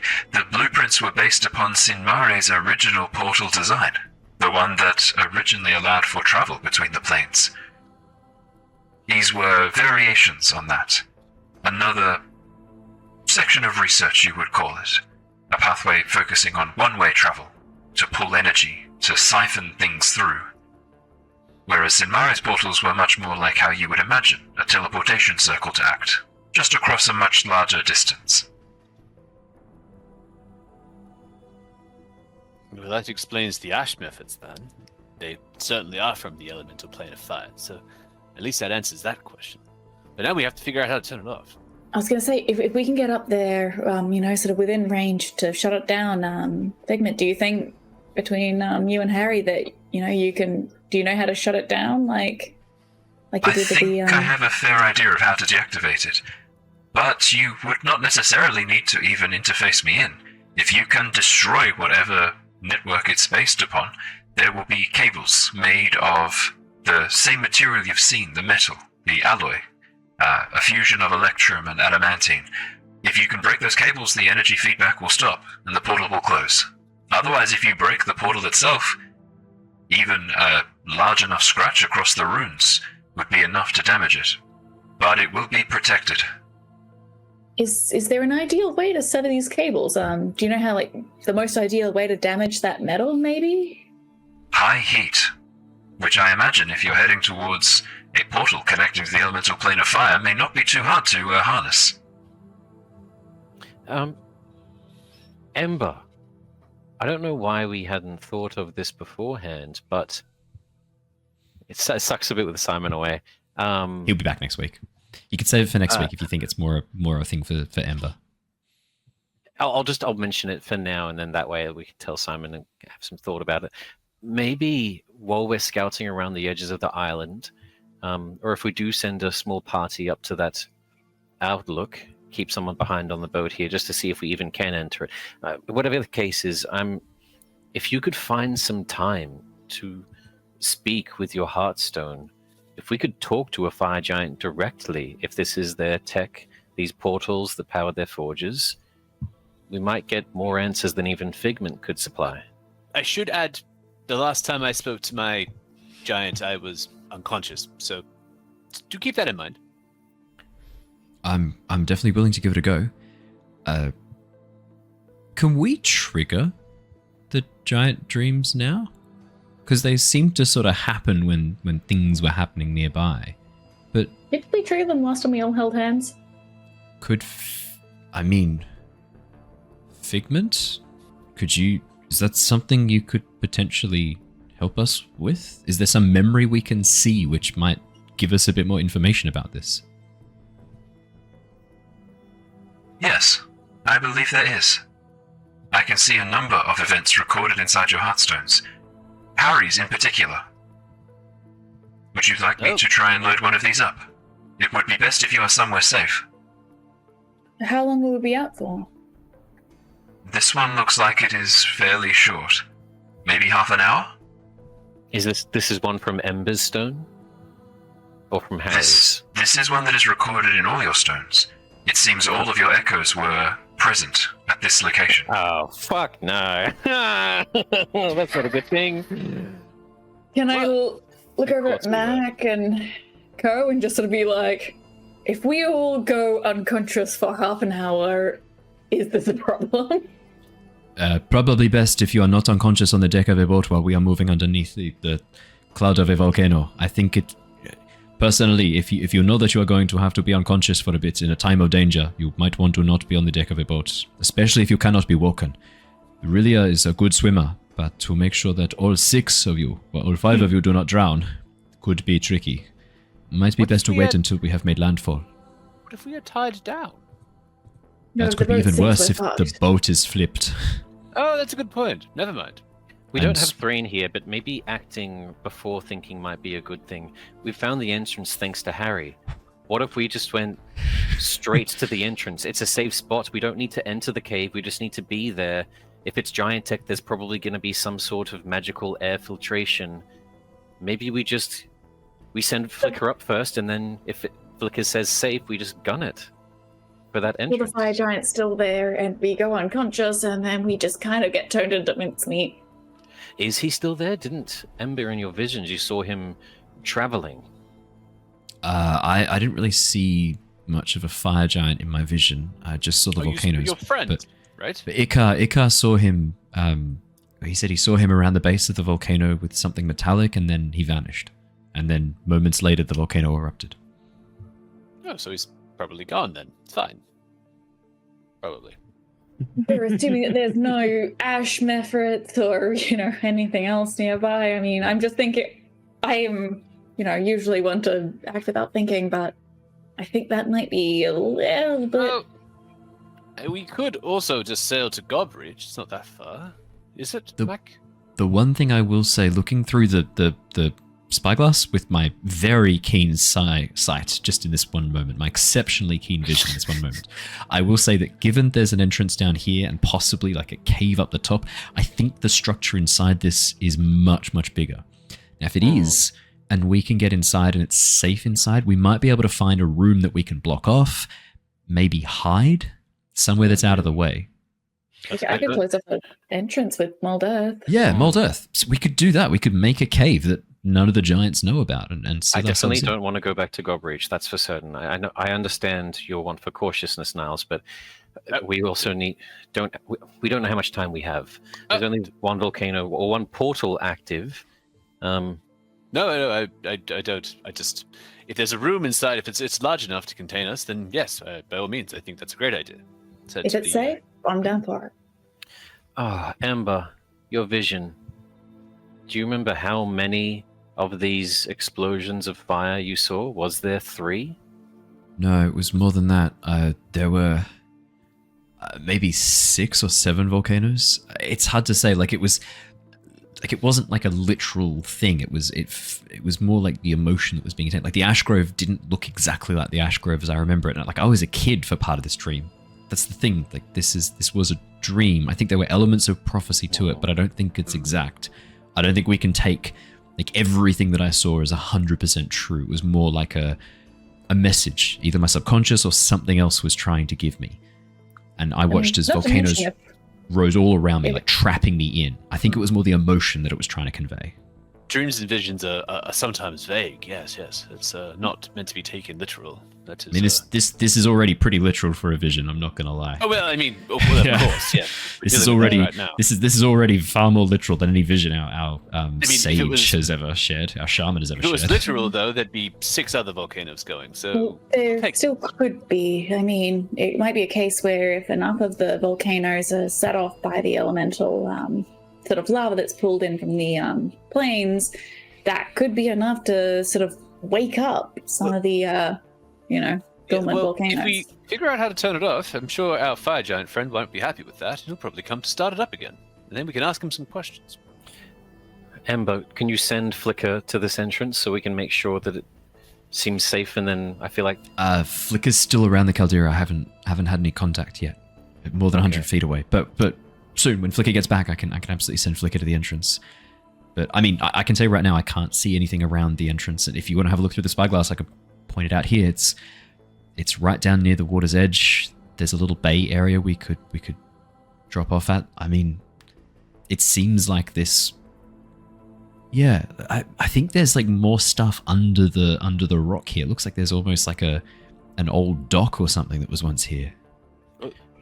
The other thing to consider as well is if we do enter a dream and there are other sequences, we might be able to get an idea of how many of these things there actually are and how we can stop it and where they are. That'd be good. Yeah, potentially.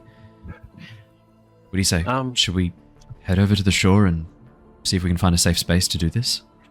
I think that's a good idea. Mm-hmm. My short rest, I'm going to give all party members and Flicker. Flicker's not here. That's fine. I'll give it to, I'm going to give it to the Triton to, I had his notes up before. Rilia. I'm going to give, Rilia and all of us 12 temp HP. Ali's the player down that way.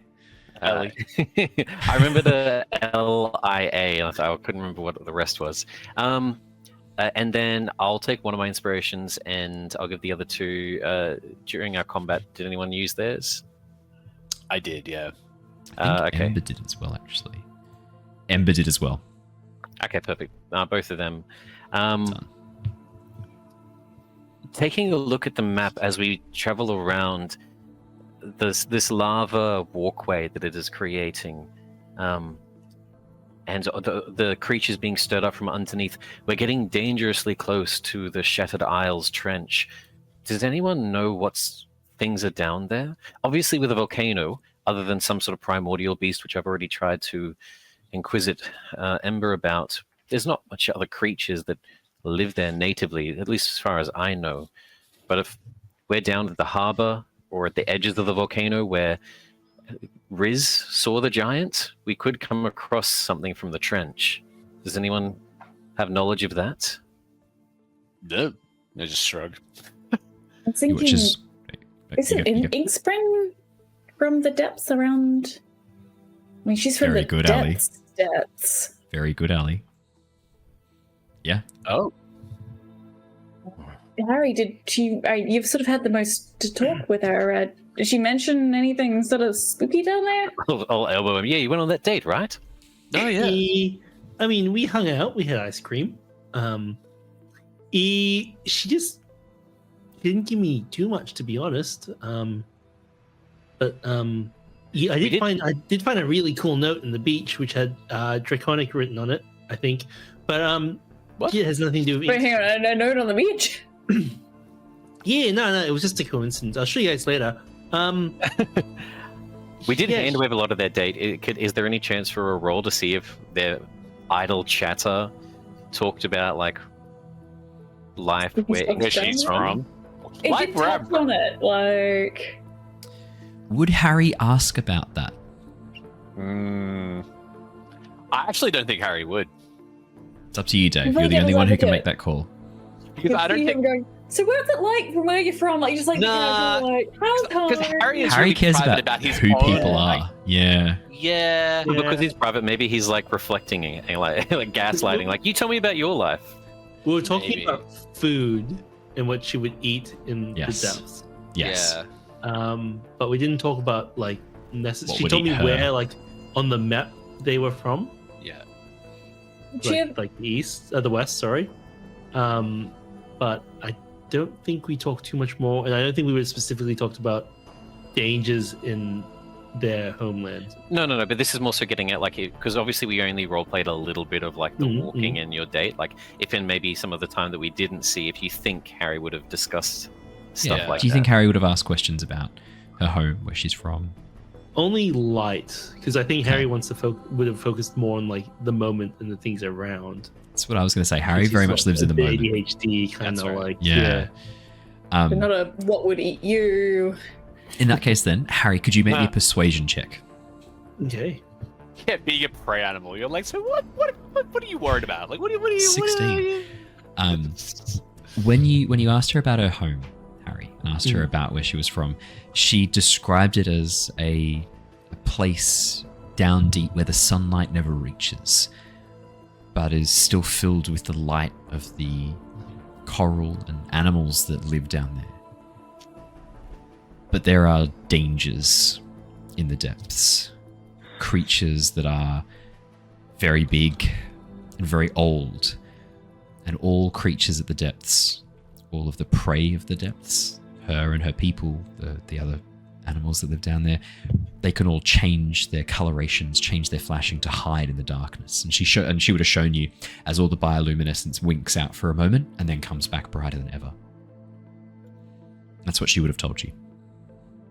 Yep. And Harry relays that information to them, and also specifically focuses right after that about how good the ice cream was. It was really good. Yeah. Yep. Well, look, at least we know to keep an eye out. Really, have your people ever ventured into the trenches? Those that have generally don't come back. We try to avoid that patch of water. When Sea Stride travels close, I think all of us collectively hold our breaths each time. Sea Stride luckily never crosses over the top, but we get pretty close to one of the outer banks of it. We've never had anything happen, any attack on the city, but yeah, there are tales of creatures that live down in the depths. Things that are far too big with far too many tentacles. I know one creature that lives down there that's, I think Mac might be able to tell you a little bit about. Kraken. An enormous octopus-like creature, an enormous squid-like creature that very powerful storms will sometimes rise from the depths, and if you're unlucky enough to be on the waves at that time, will be consumed by. Oh, I've heard stories of Kraken. They're horrible creatures. I heard of a young one not able to take over a ship itself, but it crawled up onto the deck of a boat and then climbed up the mast and then shook the mast down, and it was quite smart. Oh, they're clever. Yeah, very clever. And able to be outside of water for a period of time as well. Imagine a giant angry octopus. Hoot. Say that his storm will shake it up. Yeah. Is it sort of like the suction forces of the storm, or is it just kind of something that's like the loud noise activity just sort of brings it up? We don't really know. One of the theories that the Triton talk about is so when there's a really powerful storm on the surface, the waves and the currents push and pull. We think maybe it's like sharks drawn to splashing water. Maybe the Kraken rise because they see the disturbance, sense the disturbance in the water. A number of them have flagella, these little tubular, like protrusion, like a hair almost on on their tentacles and on their body that can sense movement and vibration in the water. We think maybe that's something along those lines. They are responding to that. Maybe like it's the lightning volcanic flashing. Land bridge being formed with all the hissing and the lava sort of falling in, off the bridge into the trench. And I mean, that's not an insignificant disturbance. No, it's not. No, it's not at all. Who are we actually talking to at the moment? Rilia, the Triton. Oh, we are talking to Rilia. Cool. Yeah. Cool. Because Mac sounds like this. Yeah. I wasn't sure. Trying to do their voices as much as possible to differentiate them. Really trying to highlight and almost go into a caricature of the accents each time. Rilia Just for you, Mac's Matt. partner sounds somewhat similar. Setu. Setu is French. What are you talking about? Oh, never mind. Come on now. I am really trying to keep a much more subtle French accent to try and mix more with the orcs. It's hard when you make me do all these voices talking to one another, and I have to talk as Ember as well. It is a lot of things to do. That's probably what I'm getting. I think while we're on the island, near the volcano, maybe there's some sort of signal that we can do to say, hey, come back. But I'm thinking we're a little bit too close to that trench for comfort, for if you guys were gonna just be waiting out, like. We're going. I was thinking sorry, let me get the voice right. I was thinking we might try and drag the boat onto the shore, and I'll stay in the water, very still, keep an eye or ear out. But Mac and Setu and the boat, I think, will try and drag up onto the shore. Are you going to be okay sitting in the ash then? Well, as long as Setu can cast that spell every so often to clear out my gills, I'll be fine. True. Actually, before we go, I was just thinking, is there some sort of I'm trying not to be this in a demeaning way, but I've got this endless water thing that I think we're going to need to bring with us. But in the meantime, is there some sort of really, really big barrel? I'm just thinking some sort of emergency water source that is just a lot of it. Just if worst comes to pass, that I'm scared of you being, sort of stuck in the water with, in the water being like that. I can come onto land for a period of time if I need to, but I need to be careful of fresh water. I can't get too much fresh water on my gills. As a Triton, I need to be in salt water. Oh, I got a bit of salt water in my jug. Yeah. Yeah, look, if you're happy to leave it behind, or we could fill up one of the empty barrels with some salt water as an emergency, that's maybe not a bad idea at all. I'm happy to. I think taking the endless decanter is definitely useful for us, but maybe leaving the alchemy in that case then. Yeah. We can make a temporary safe house of some sort of a boat bathtub. Yeah. Again, I can be out of water for a number of hours. It's not the Not the end of the world. But a safe measure. Safe measure, just in case you well, in case the water gets worse and you need an access to something a bit more palatable. I won't say no. Yeah, here you go. Thank you. Abundance of course. This one. Please make sure it's not like the mayonnaise. That's the mayonnaise one. Yes. That one I haven't. That's acid. Don't open that one. This Oh my! By Melora. I'm not going to pour that one out. Oh, and the other one on the back there, that's poison, so don't do that one either. You get a nasty surprise. Mayonnaise, very good if you're hungry. How is this jug not mixing together all of these things? Magic. That's a good question, actually. I'm not quite sure. Just say the word and it produces a liquid and/or thick substance. And/or This one's thick similar to an substance. assassin's teapot. Yeah. Yes. It is a bit like an assassin's teapot. Lyra, you've given me a great idea. I haven't actually brewed some tea in a long time. Would we all like a brew before we head on to the volcanic island? Is there tea in the thing? Yes, I'd like one, thanks. Well, I have my tea set. Could pour out some water here and... Why not? Why not? Delicious. As we're approaching the island, I managed to get a second level spell slot back with the short rest using the channel divinity to sort of recycle that energy. I'm just going to cast an aid as we're getting closer to, I guess, like beaching. I'll chuck that on myself, Niles, and Harry. Amazing. Remember, if we're going to talk about beaching, we do need the mandatory beach does brew from Dave, please. Beach times. Yeah, beach teas. Thank Beach you. teas, bro. Thank you very much. As this is all happening, Niles is going to pull out his tea kit and start making some tea. He uses the honey from the alchemy jug, which he does have honey, and adds a little bit of honey to the tea as he's making up a couple of brews for people. Very nice. Harry gets a baby carrot and puts it in just like, you know, how like a... like you know, like people have martinis with an umbrella. It's like a little baby carrot sitting on the side of his tea. You watch as like Niles like grabs like he's like looking at the carrot like, oh, yes, you want this one? And he like slices it with like his talon and just like cuts a perfect like cut through it and then like slots it very neatly onto. Oh, love it! So it's like half in and half out. Yeah. It's like on the outside but on the inside, like. Oh my god! Yeah, why not? Why not? As you hand over you two in the middle of your tea, don't forget, aid is 5 to your max, so not temporary hit points. A difference. Is that 5 to the max? Yeah, max modifier plus 5. Yeah. I'll do that to Ember too, actually, before we forget. Hey.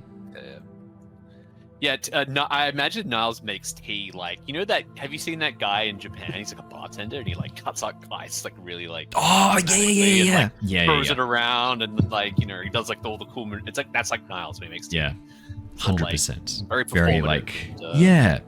And there's like a lot of dexterity, a lot of skill involved. And like, you're also aerating the ingredients to allow them to properly... The Turkish tea where it's like, they're like... Yeah. Turkish coffee where they pull the... Yeah, I'm like pouring it up and down and spinning it around. It's all over the place. You somehow invert gravity across your play. Yeah. It's so nice. Harry sits right next to Bart and he's like...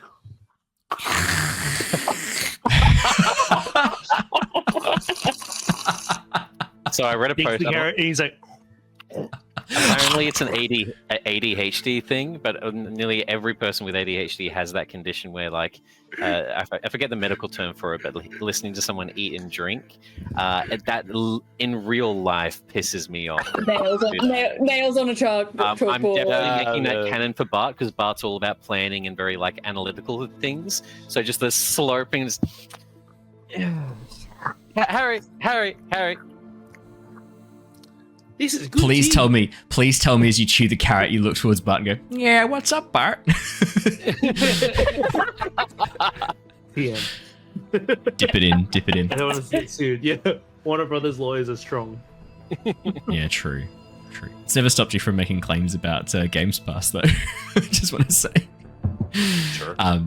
As the boat carries you over towards the island, could I please get a D100 roll from Ali? Don't fuck it up. Person with the worst luck. Don't fuck it up. 88. Ooh, let's go! go. We're on a roll. You don't know yet what that scale looks like, though. Okay. Okay, that's a good number. It is a scale of work badness. I just didn't want it to be low like we always do. It's It's a victory for us, even if it turns out that that's summoning the dragon. It's a temperature scale. It's, Fahrenheit. percentage of maximum volcano temps. It's the number of enemies that spawn in as you. No.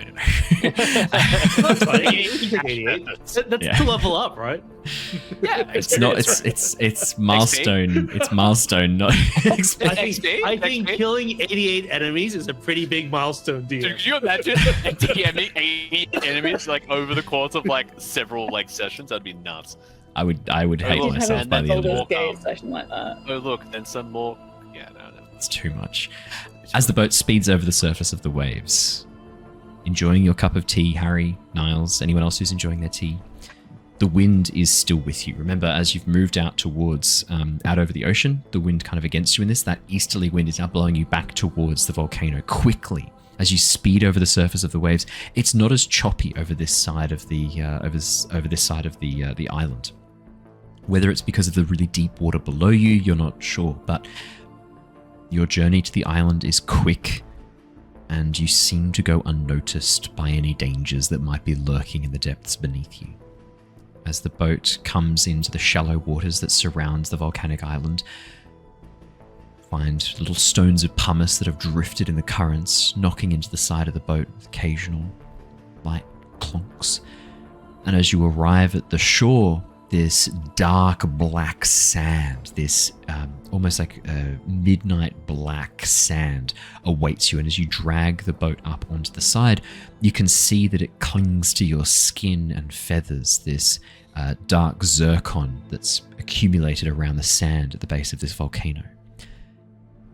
True to Ember's observations, what at first appears to be a large section, a large outcropping on the side, as you move around into position, is revealed to be a massive stone pillar covered in these swirling designs of this very unique, almost incandescent dark metal.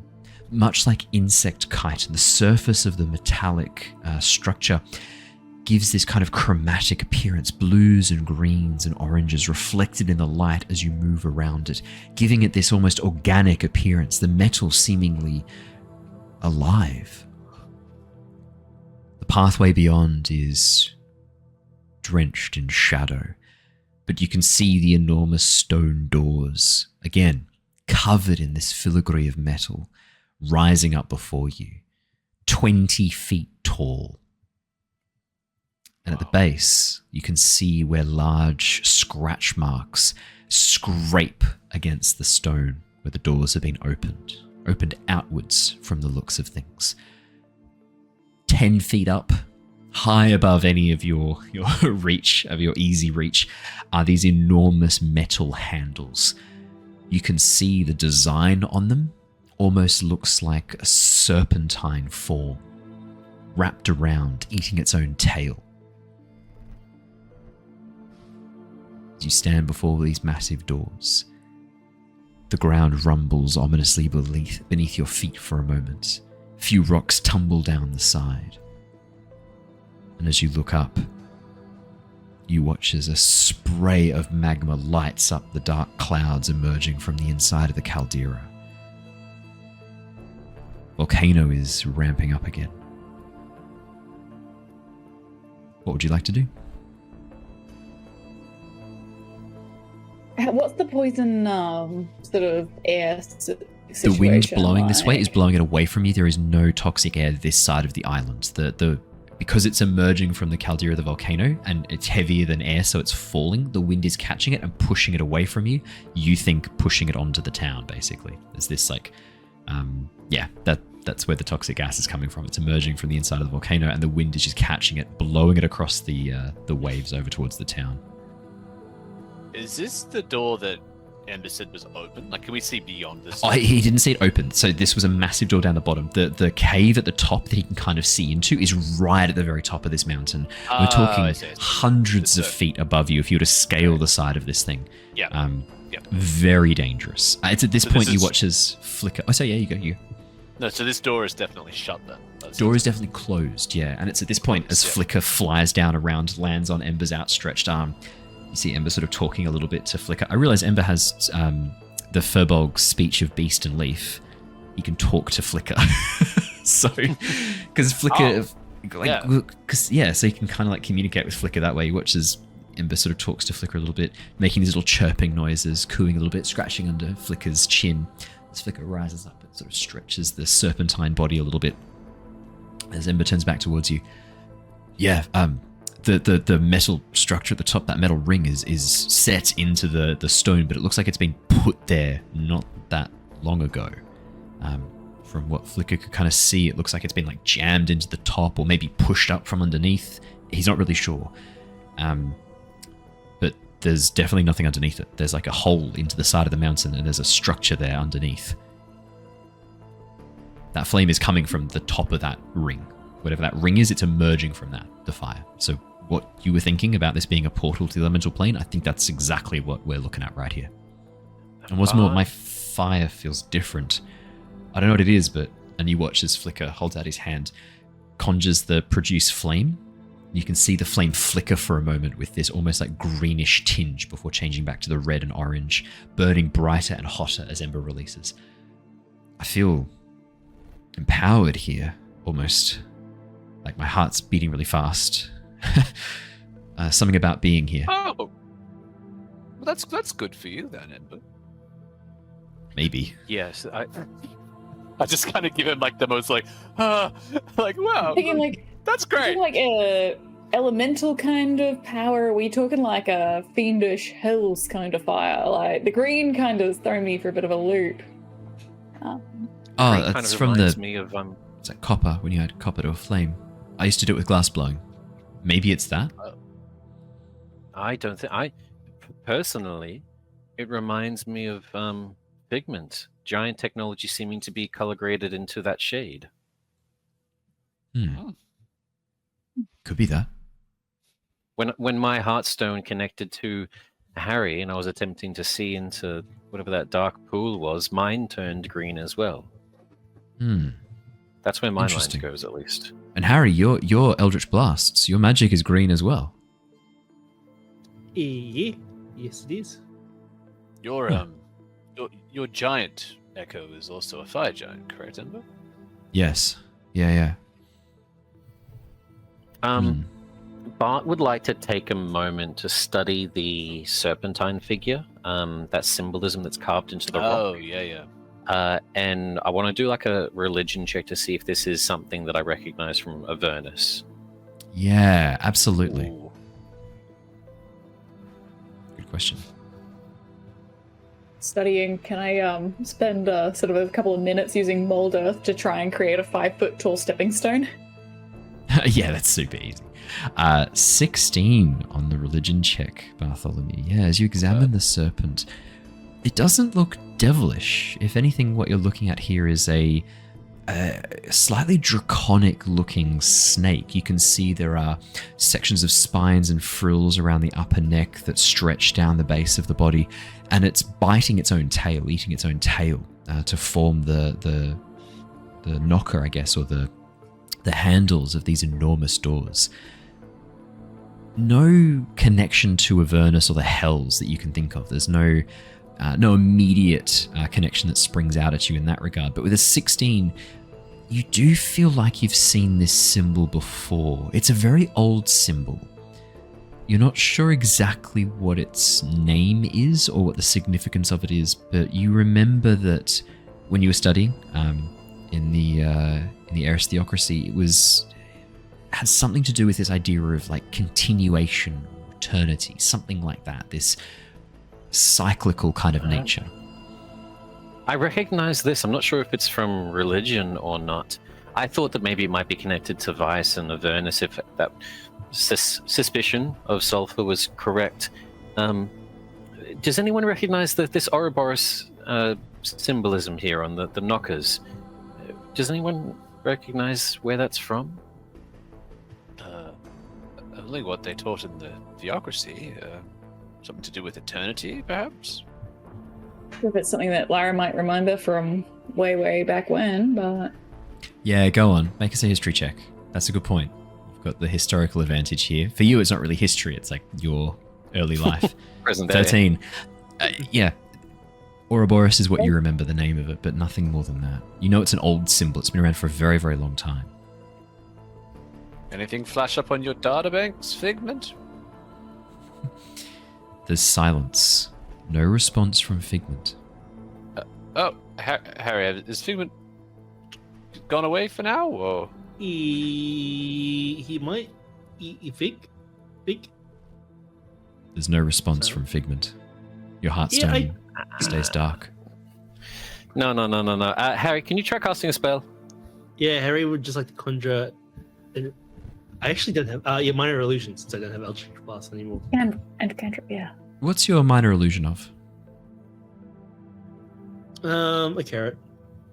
Which is a glowing, illusionary carrot forms above Harry's hand. And then fades away.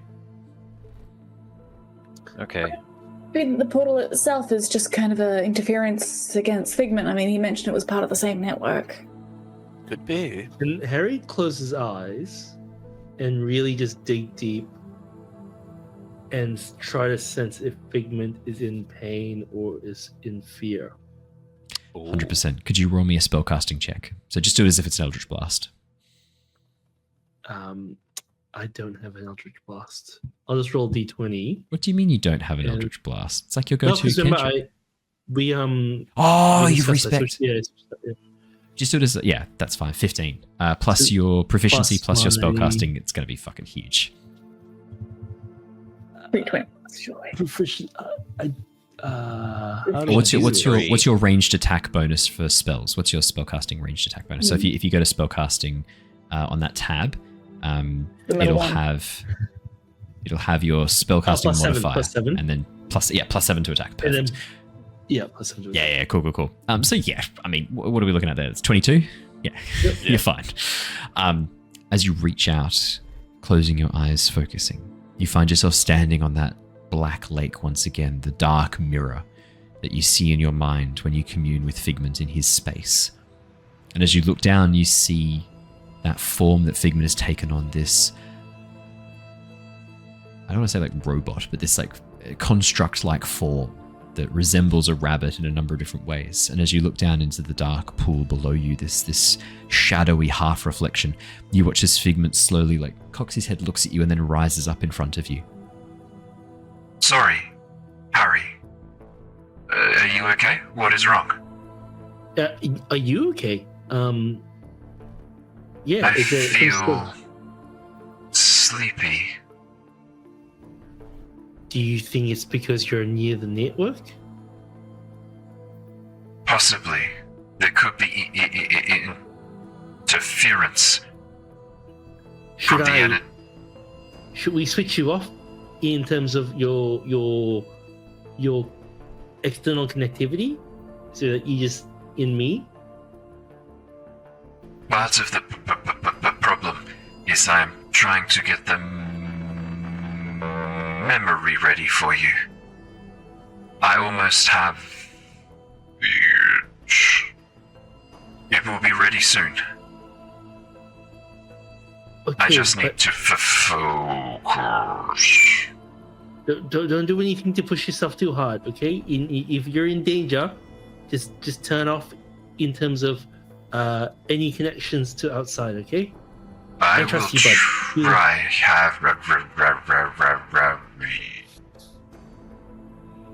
With that, Figment goes silent and still. During all this, you watch as the form kind of glitches and shifts a little bit, kind of buffering almost as he tries to speak. And as you open your eyes again, Harry, your heartstone blinks for a moment and then goes back to being dark again. He's trying to prepare the memory for us.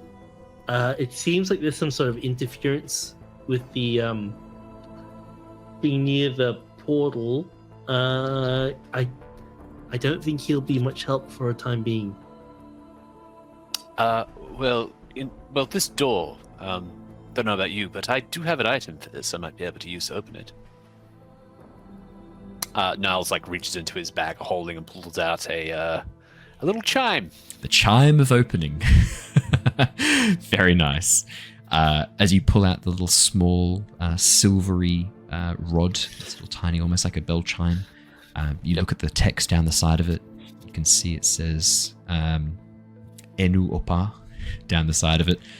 You know that if you ring the chime, it should open anything in front of it. Yeah. Is it one-time use or is it 10 charges. Oh wow. That's cool. It's not bad. This was one of those ones that you picked up a while ago. I've had it for ages. Had this for a very long time. Yeah. Very long time. Among other things. I've actually got a bunch of items I haven't even used yet. But when we're ready, I can see if I can get this door open, unless there's anything else we want to do while we're here. Anything else you want to look at? I think I'm ready. Okay. Well then, Alrighty. let's see how this goes. With that, I you can hold pull up out the metal chime. rod, pull the little stick, and as you strike it, this clear tone reverberates all around you, echoing through the space, amplified by the hollow doorway in front of you. 300 feet away, this sound can be heard clear, like a ringing bell. And as the sound echoes out across the still water around you, the foothills of the volcano, you watch as with a grumble and a groan, the massive stone doors covered in this metal filigree begin to slide open, moving towards you across the grinding stone beneath. This shaking of the mountainside around you as rubble collapses, dropping around you. Stones shower down pebbles from above. But as the doors open, you can see into the darkness beyond. And you hear a roar from inside the cavern that is revealed. Uh-oh. And that is where we're going to wrap up for tonight. Which is, I think, a good place to wrap up so that Simon, when he rejoins us next week, hasn't missed too much. And unfortunately, not great timing for Roll Together, who just brought in a raid. Hello, Josh. Lovely to see you. I hope you enjoyed some Final Fantasy. I saw you were playing some a little bit earlier. Welcome. We are going to go and do a raid right now. So those of you watching on Twitch, don't go anywhere. We will carry on this raid. We will do a raid train. Let's keep this party going. But for those of you who are watching, for those of you who are watching on YouTube or listening to podcasts, thank you so much for catching us. I know it's hard to catch us live sometimes. If you are on YouTube, do us a massive, massive favor. If you can, hit that subscribe button, hit the like button, and if you can leave a comment, that would be even better.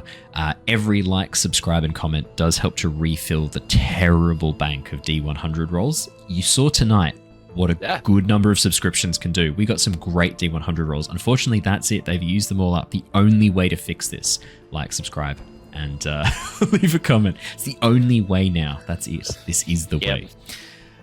We're out. From all of us here tonight, we are out. That's a 25. Max it out at a quarter. Just max it out. Christian just did another roll then, and as you can see, it's not going well. We need you to like and subscribe. It needs to happen. Thank you so much, everybody. We will see you all again very, very shortly. Let's go and raid. Oh, there's a new episode. Bardic Tales, Fellbrush Ascension. Let's go and raid Bardic Tales. Looks like they're having a good time. I will bring that raid across. From all of us here tonight, thank you so much. Stay safe and stay well. We will see you all again next time. Until then, farewell, everybody. Goodbye. Bye, See guys. ya. Mwah.